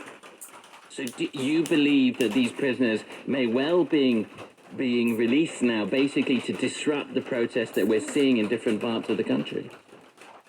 Yes, we are now thinking about that that possibilities. At the same time, we will watch closely these released prisoners. So we will move aware and watch these released prisoners. What do we know about, what do you know about who these prisoners are?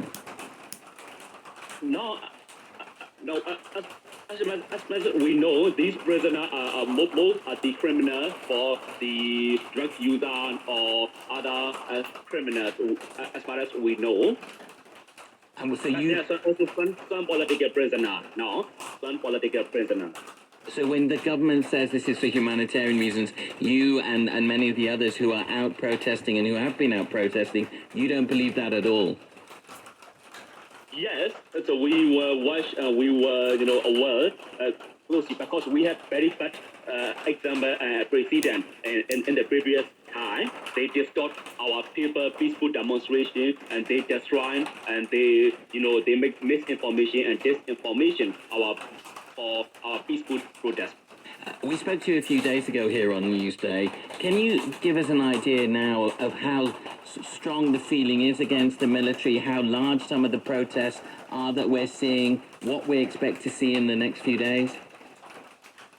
So we, the entire people now are joining the peaceful demonstration. So we hope the best. We are now demand for the release of the arrest political leader Aung San Suu Kyi and our president or other parliamentarian. But at the same time today, the security force use a very violent tactics at some major cities. For example, at Molamyai, so they arrest our student leader and they use gun and they use smoke ball. They crush our people.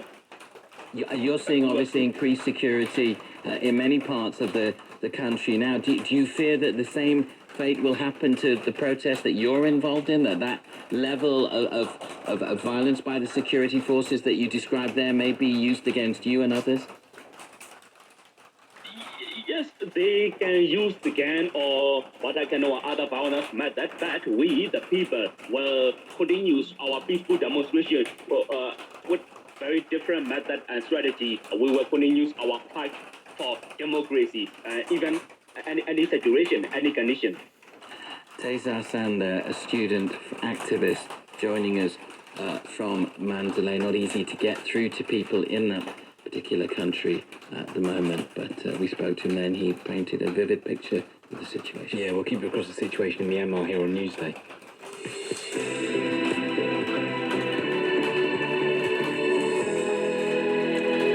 Another story we're also following is in the States, Donald Trump's impeachment trial. The Democrats leading the trial have concluded by showing social media footage of rioters saying they attacked the Capitol building at his bidding. They said the Senate had been shown overwhelming evidence that Mr. Trump was guilty of inciting an insurrection. On Friday, his legal team will take to the floor. Our correspondent Nomi Iqbal is in Washington. Let us pray. Give our Senate jurors discernment that will rescue our nation from ruin. As the arguments from the Democrat side wrapped up, they continue to maintain that yes is the only answer to the question at the heart of the trial. Did Donald Trump incite his supporters to storm the Capitol on January the 6th? They showed clips of rioters talking about their loyalty to Mr. Trump and how many believed they were acting with his full permission. I thought I was following my president. I thought I was following what we were called to do. Does he not realize President Trump called us to siege the place? They argued that the president has a history of inciting violence, from targeting protesters at his rallies to expressing sympathy for extremists as far back as 2017 at the white supremacist rally in Virginia.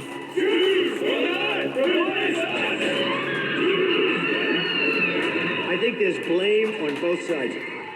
If that isn't enough to convince the Senate jurors, they also pointed to Mr. Trump's behaviour after the Capitol, suggesting he had no problem with what happened. We humbly ask you to convict President Trump. Congressman Joe Neguse wrapped up the argument. Because if you don't, if we pretend this didn't happen, or worse, if we let it go unanswered, who's to say it won't happen again? On Friday, it'll be the turn of Donald Trump's defense team. The central focus has been that the entire trial is invalid, and that as an ex-president, he can't be removed from office. If that doesn't work, Trump's next line of defense is that he was exercising his constitutional right to free speech. Most of the Republican Party remains loyal to Donald Trump, so it's unlikely the Democrats will persuade the 17 Republican senators they need to convict him. Our Washington correspondent Nomia Iqbal there. Let's have a look at the top story from our newsroom now, and that is that the authorities in the Australian state of Victoria are imposing a snap coronavirus lockdown until Wednesday. Let's get the sports news now from James, who I think has more on the implications of that lockdown. Yes, exactly. No fans at the Australian Open tennis as of midnight tonight local time in Melbourne during that 5-day circuit breaker. In the state of Victoria, the year's opening Grand Slam tournament will continue, though, behind closed doors during that spell. Those fans that were able to attend did see Serena Williams continue her challenge for a record-equalling 24th Grand Slam singles title. She's now into the last 16. There is hopes that there is going to be fans back for the semi-final stage. Elsewhere, Bayern Munich made a clean sweep of 6 domestic and international titles. Russia, where Alexei Navalny, the opposition leader, is in court again this morning. Last week he was for allegedly breaking his parole by flying to a German hospital after being almost fatally poisoned by the nerve agent Novichok. This week, it's for allegedly calling a World War II veteran a traitor, taking part in a video which supported Vladimir Putin being allowed to rule until 2036. Mr. Navalny, already serving a jail sentence for the first alleged offence, were joined by another leading Russian opposition figure, Garry Kasparov, the former world chess champion. Gary, welcome to Newsday. Good morning. First of all, your reaction to Alexei Navalny appearing in court again? It's another kangaroo court. I would call it a joke if it would not be so tragic, because they want to use this court to discredit Navalny. And it's a part of Putin's efforts to clean Joseph Stalin's image for years. And he's doing this because he's trying to imitate him. It's now a criminal offense in Russia to tell the truth about the Soviet role in World War II. As George Orwell wrote, control the past to control the future. So I once joked that Putin's dream was to rule like Stalin and to live like Abramovich. But the Russians would say, or the Russian authorities would say, he's broken the law. Are you talking about his previous case? Because there's so many cases against Navalny, or we're talking about this one in the court? Well, it's more of a civil court. Yeah, as for his previous conviction, so as we know, he violated the conditions of parole because he nearly died. He was in coma in Germany. And so his only crime that he didn't die after being poisoned under Putin's order. How long can these protests continue? Where do you see this going? Well, this protest is quite new for Russia because it spreads from the Far East to the European part of Russia. And though the numbers are not critical yet, we're still talking about maybe overall a couple of 100,000 people across nearly 100 cities. But the demographics have changed. 70% or more of protesters, they're 35 years old or even younger. So it's a new generation, people who were born in post-Soviet Russia, and it seems they're flatly rejecting Putin's dictatorship. And all we know from official Kremlin numbers that nearly 80% of Russians, they're aware about the protests, and 22% support the protesters. Those numbers are just menacing for Putin.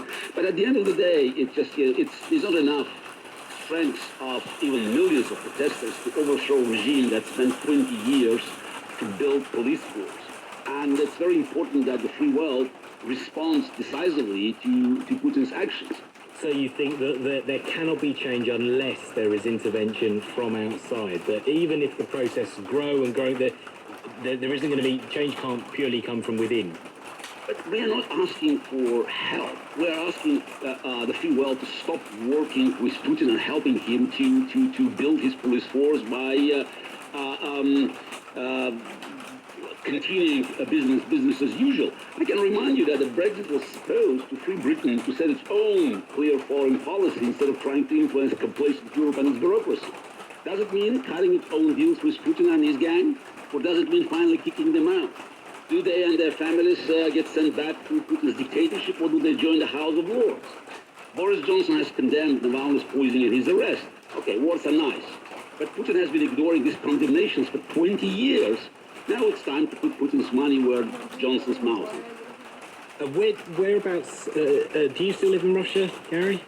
No, I left Russia 8 years ago, just facing a criminal case for participating in the protest of 2011-2012. Right. Yeah, because I'm wondering why, obviously if you go back, I guess it's a one-way ticket.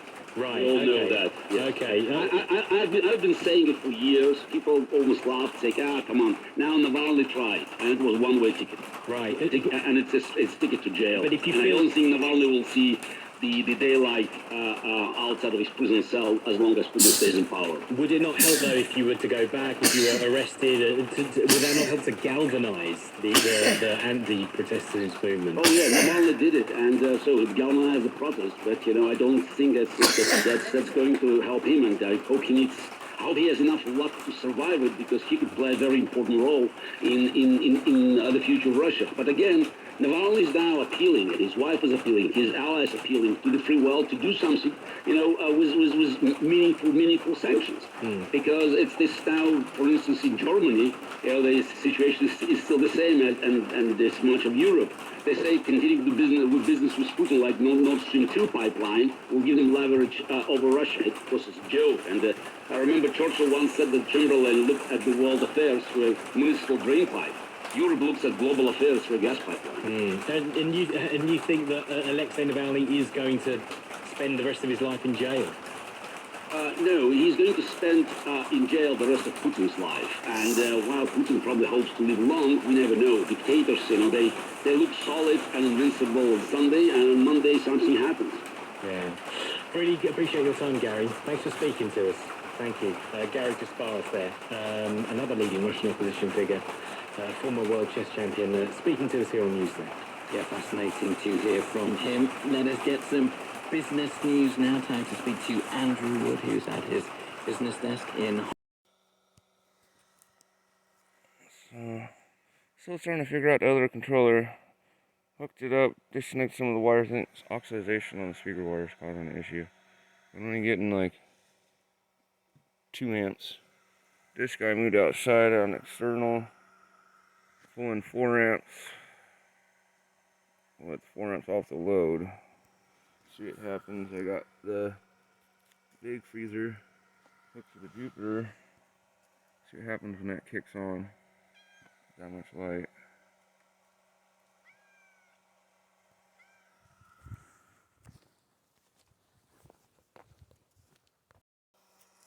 Yeah, nice.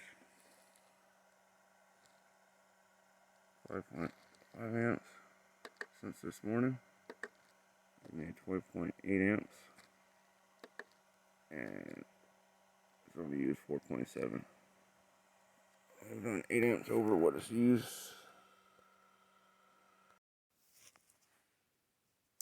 Beautiful day. Get these wires set up over here.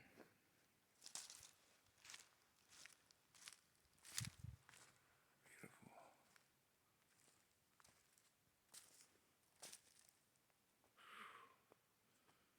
Still feel that storm coming.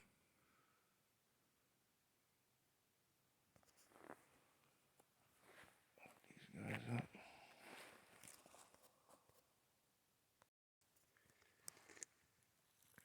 Dumbass had the module turned down. Now these guys are getting power. High frequency. Going in the 6 volt.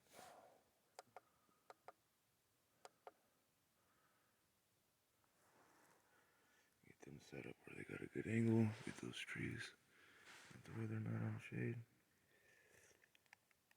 Start producing power now. It's 11 o'clock. I have to disconnected all the panels except for one going to the big one inside, so I gotta go check and see what that's doing. Cars having to be used. Hooking it up like such, you can do your sanding and everything. The big freezer hasn't kicked on still.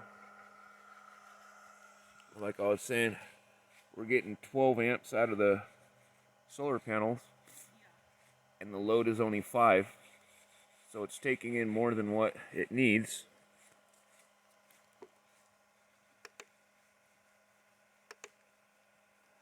Done 14.6 amps, and it's used 5.6.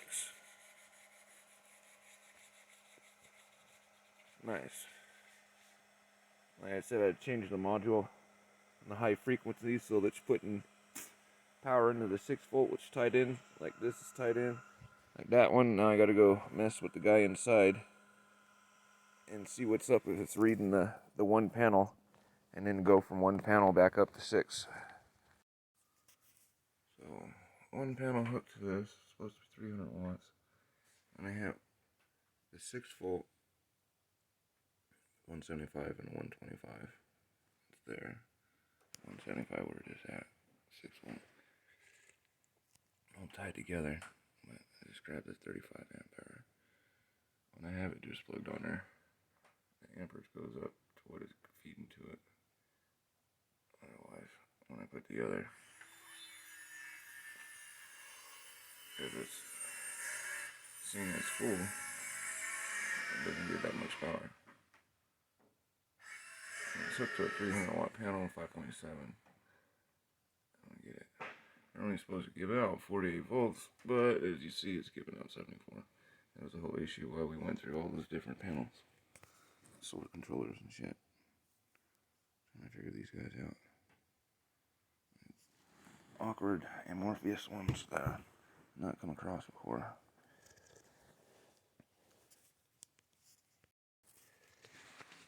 "30-minute charger. Charging up. Wait a minute. Using a screw, baby. Never mind. Nothing. Take the glue out of that thing. Yeah.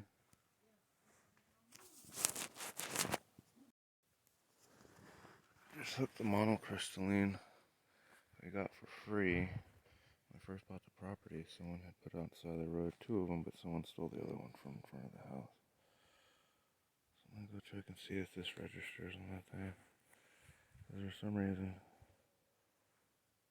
1, 2, 3, 4, 6 of these at 300 watts a piece. It's only giving us a little bit of amperage.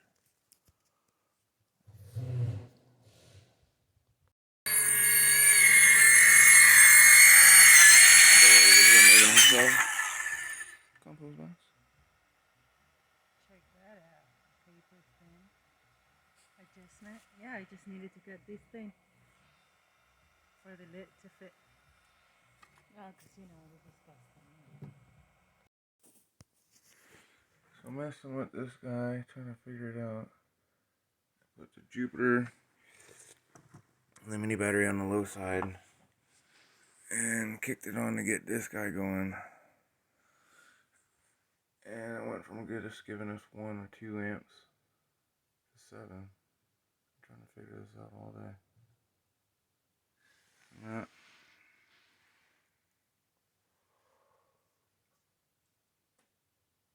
I got over 30 amps worth of power hooked to it and 1800 watts. Let's see, I'm gonna hook the thing over.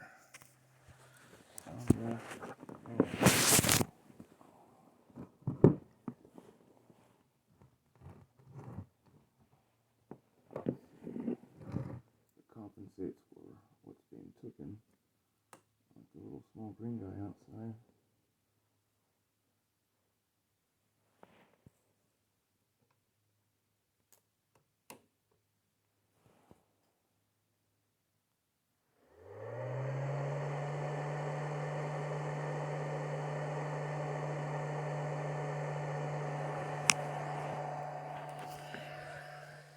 8 amps. I got the battery hooked straight to it. We're up to 8 amps now going in. And 100 watts. The most we've seen going and out.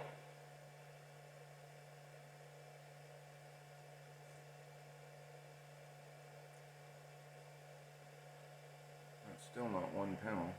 I mean, it's still not the wattage of one panel, but it's the amperage of 2 panels. Even though we got 6 panels hooked to it. And unlike the smaller green one, when it does boost to give the 30 amps plus of the 6 panels, this one can take it. That one's only 30 amp governor. We're now at 115 watts, 120 watts, 9 amps. So it looks like you need to have a charger on this thing.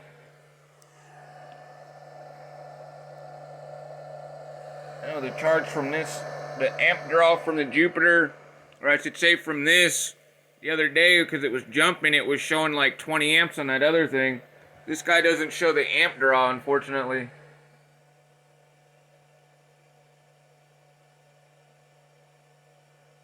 We're now at 135 watt, 140. We're at 11 amp, 12 amps.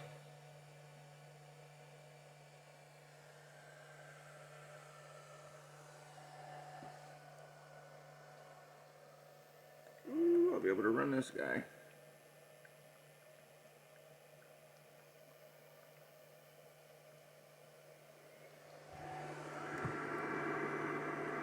Fan just came on for the first time on it. Looks like the sun's out. We're now at 20 amps. 250 watt.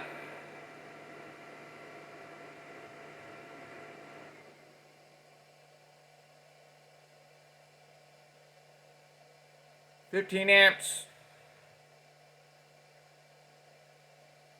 195 watt. That's the most I've seen with this thing. Which means we can run you. Talk here. It's staying a mean 11.6 on the inverter.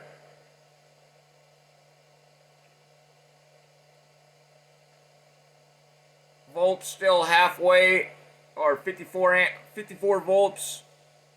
We're at 15 amps still, or 14 and a half, 175 watts. Make a lot of power today.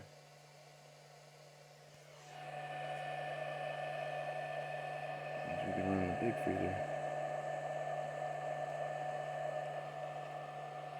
I just changed a bunch. I'll have to change the battery array and everything up.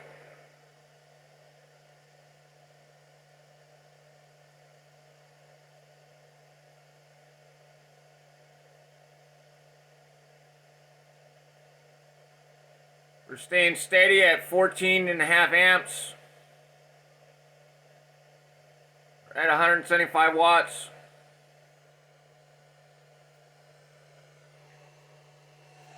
That's crazy. This thing's almost at 75% capacity outload on the Jupiter. Which makes no sense because this thing's only supposed to be a 400 watt inverter or 400 watt HHO system. And that thing to be 100% is 1500 watt. 75. Yeah, that's crazy.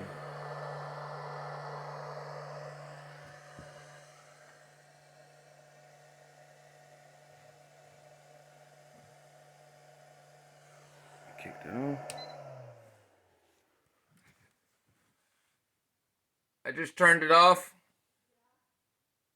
We'll see if it stays at keeping the amperage high and the wattage is where it was at.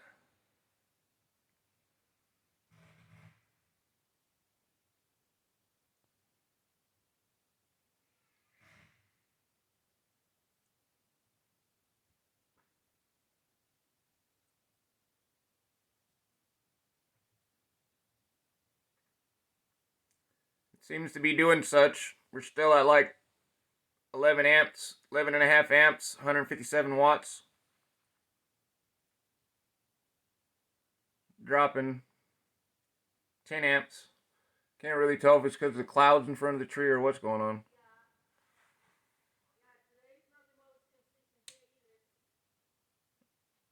I'm gonna kick this thing back on.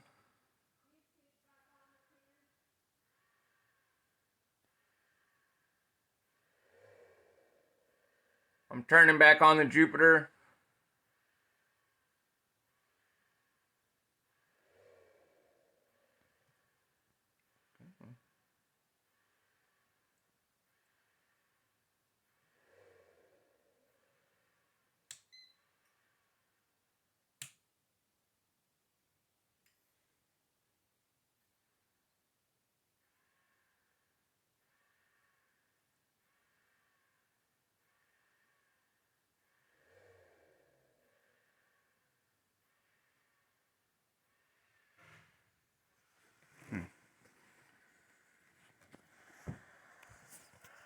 Take over, buddy. That's what's fun when not using sodium chloride.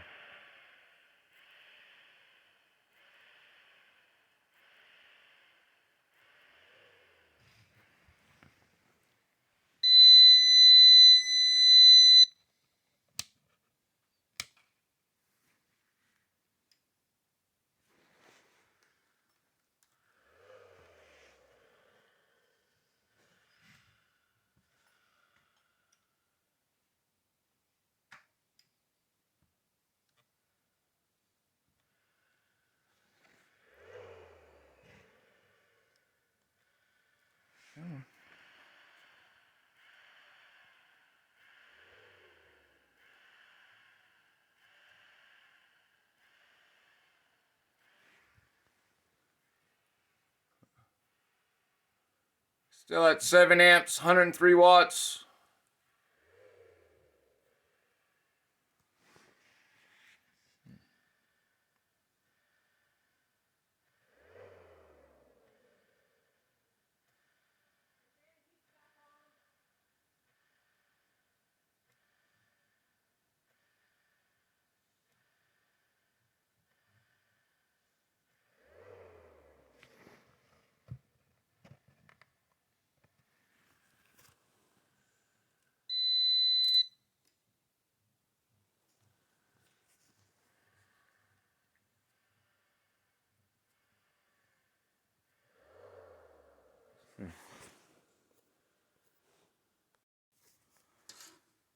Alright, so I've seen that. So we're going to plug in the ice coast stasis chamber.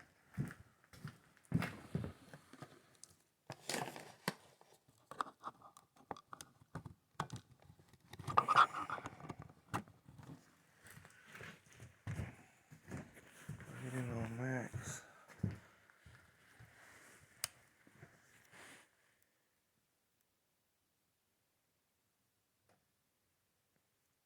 The laptop.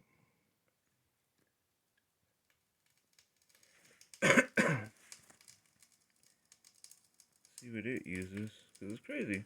The big deep freezer stasis chamber on high. Only puts this at a quarter. Everything's on max.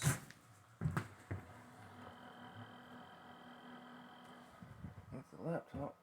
It's in dead bounce. He just had surgeries. And that's not even at a 1/4%. As I say.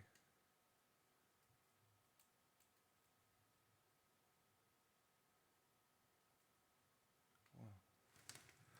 It takes a lot of juice to do what I get to do.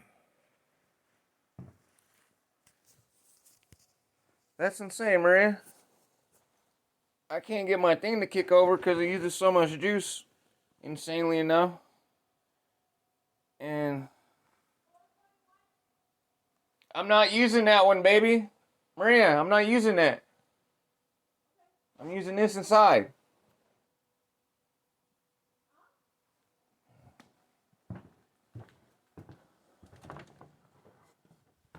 I'm using this inside, Maria. I thank you. What I was saying to you is, it's crazy. I can't get that to kick over. I just did a little bit with the sun from behind the trees. I can get that to kick over because it uses like 20, 30 amps. But yet the kilowatt meter only shows that it's using set amount. It's making that Jupiter go to 100% to get it to kick over, you understand? But it's not it's only a 400 watt device.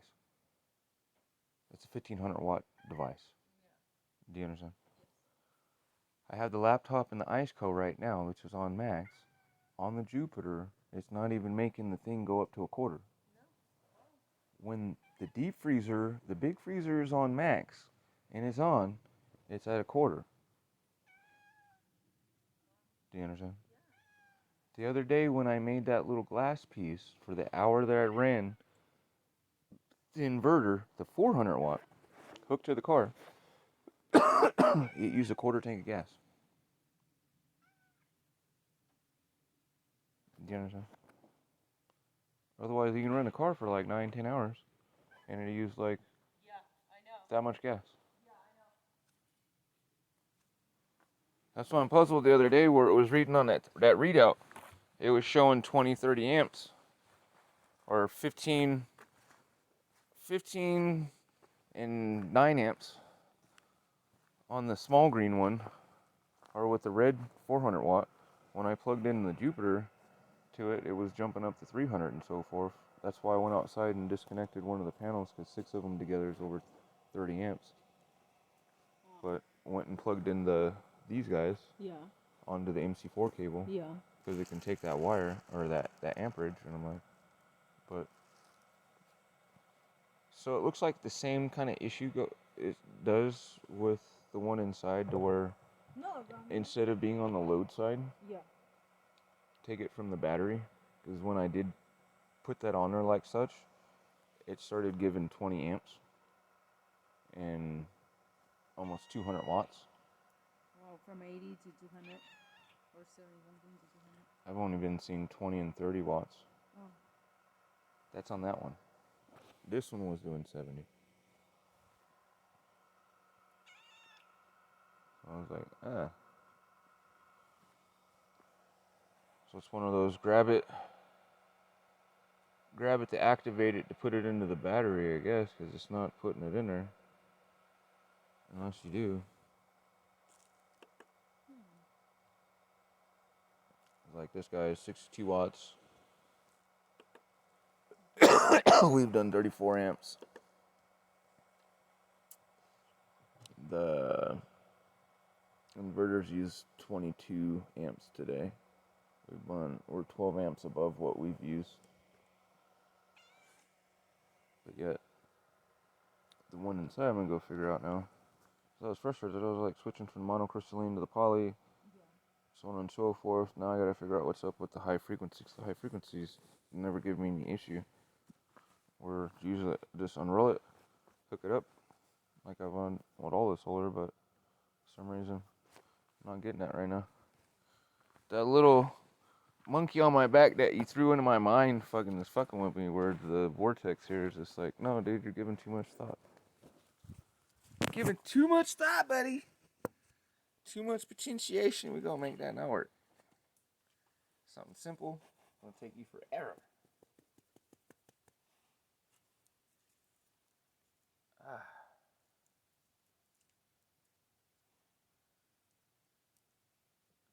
Oh man. What's up, brother? How you doing, buddy? There's a storm coming. Socks need to find some shelter. Yeah. Get some shelter going, baby. I'll give you some silver tomorrow.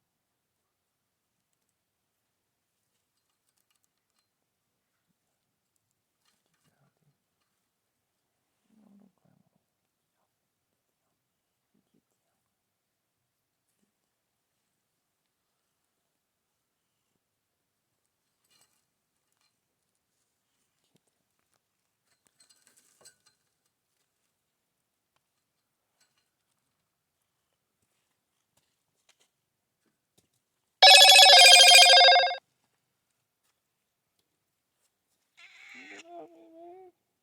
take a bong hit, dude. Oh, you're breakdancing. Watch out.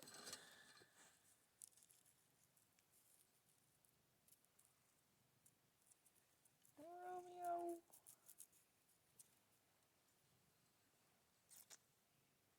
I don't know how you got snowshoe kitties. Siamese snowshoe. Because you was not fucking with the snow or the rain, homie.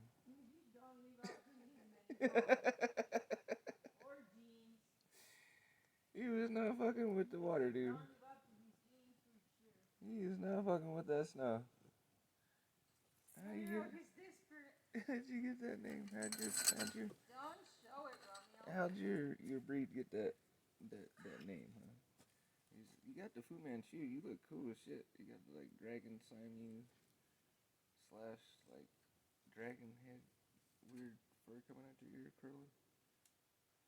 But as for the snowshoe, I don't know. Snowshoe my ass. You ain't got no big toes. You got 7 toes or 6 toes or something. Snowshoe. Chocolate milk.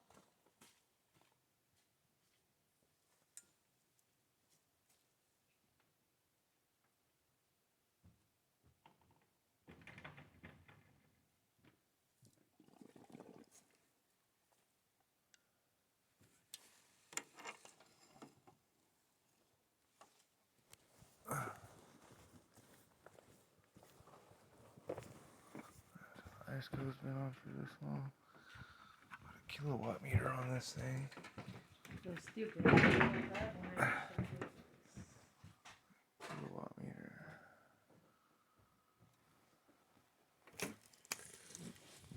Keep track of the time and the power.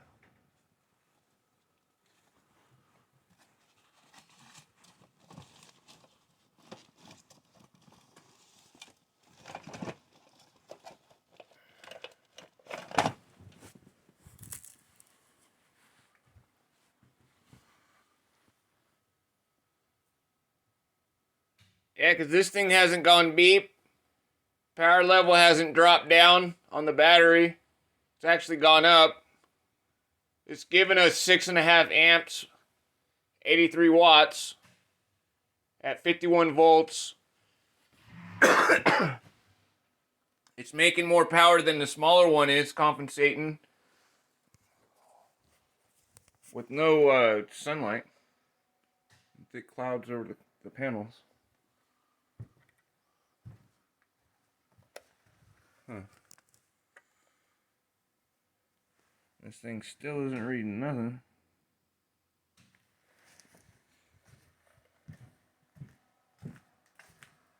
So next, computer still linked to it. All this stuff still hooked to it. Crazy. Put the kilowatt meter on there.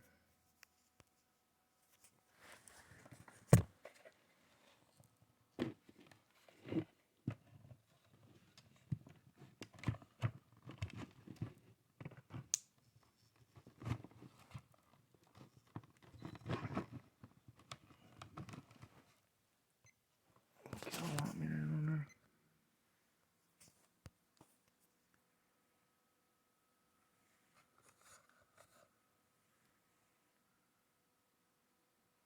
I think these things are either.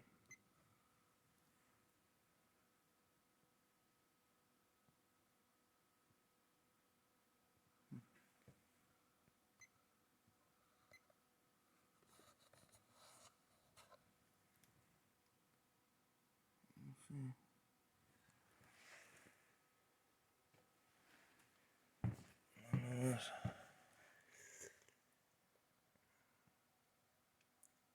Stasis chambers, look at this stuff all worked out for you kids. Several units. Everything written down. The proper angles of the sun and spots where the solar and hydro plant, solar collectors and HHO and so forth will be stationed on the property. Everything worked out.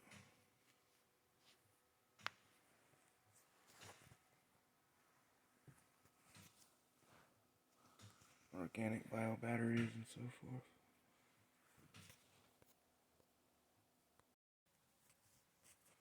trip for some reason. I mess with this guy with the plasma.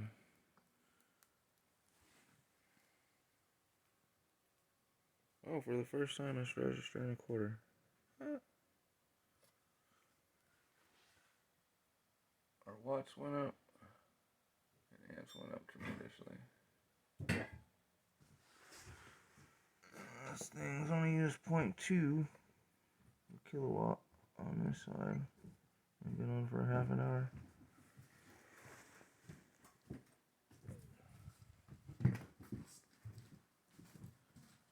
I'm still running on max.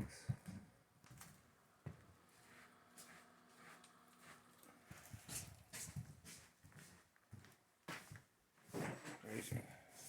We got that much sunlight, which isn't that much. It only bumps up that much when you use it. I'm gonna plug back in the show engine. I got it running earlier, wasn't doing it. Yeah.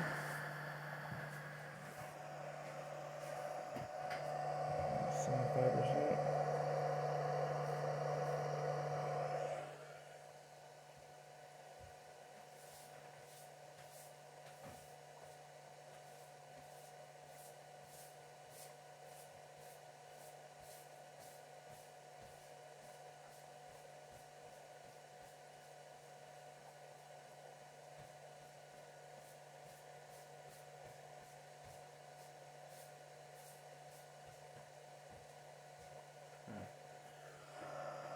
That's a trip.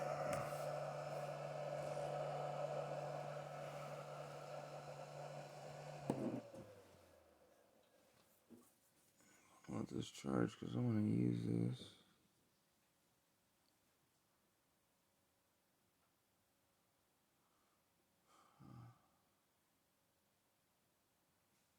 Interesting.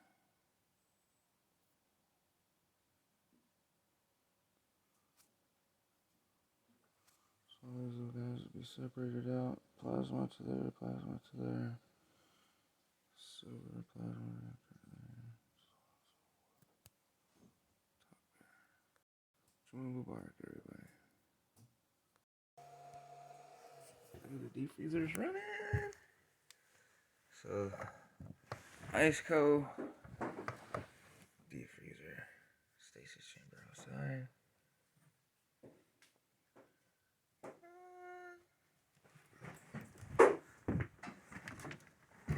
Would you pull from the back hole outside, please? From the black hole, can you pull a little bit, please? Finalize nobody's wires on the ground, not so much. Mix. So the stasis chamber. Black hole.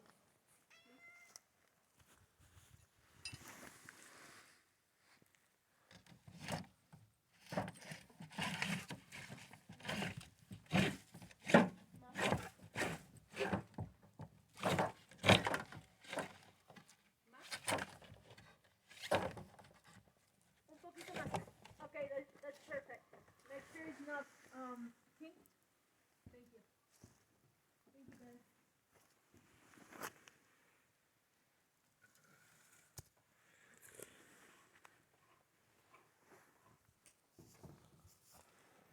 Maria? Never mind.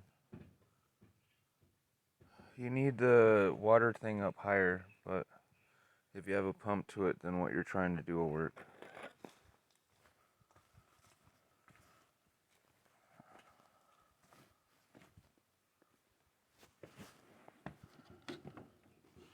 Grandma just don't get it yet. She didn't play too much, I guess, when she was a kid with things.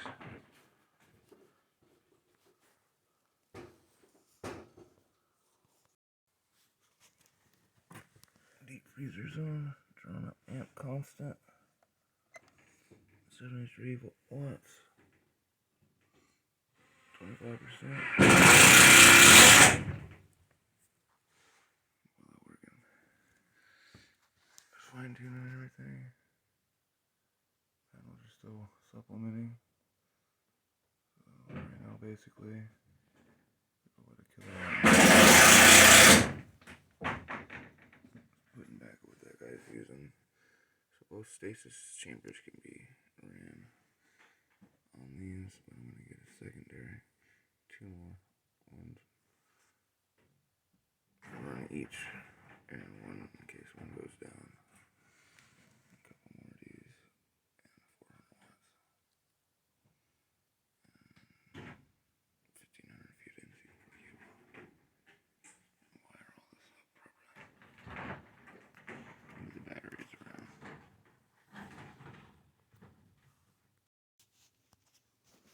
Super excited, because I'll be able to run this without gasoline on nice days.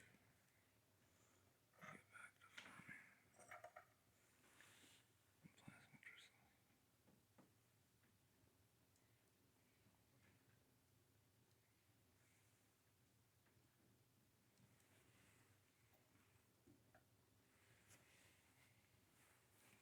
Freezer's still going. Drum in. I'm using a quarter.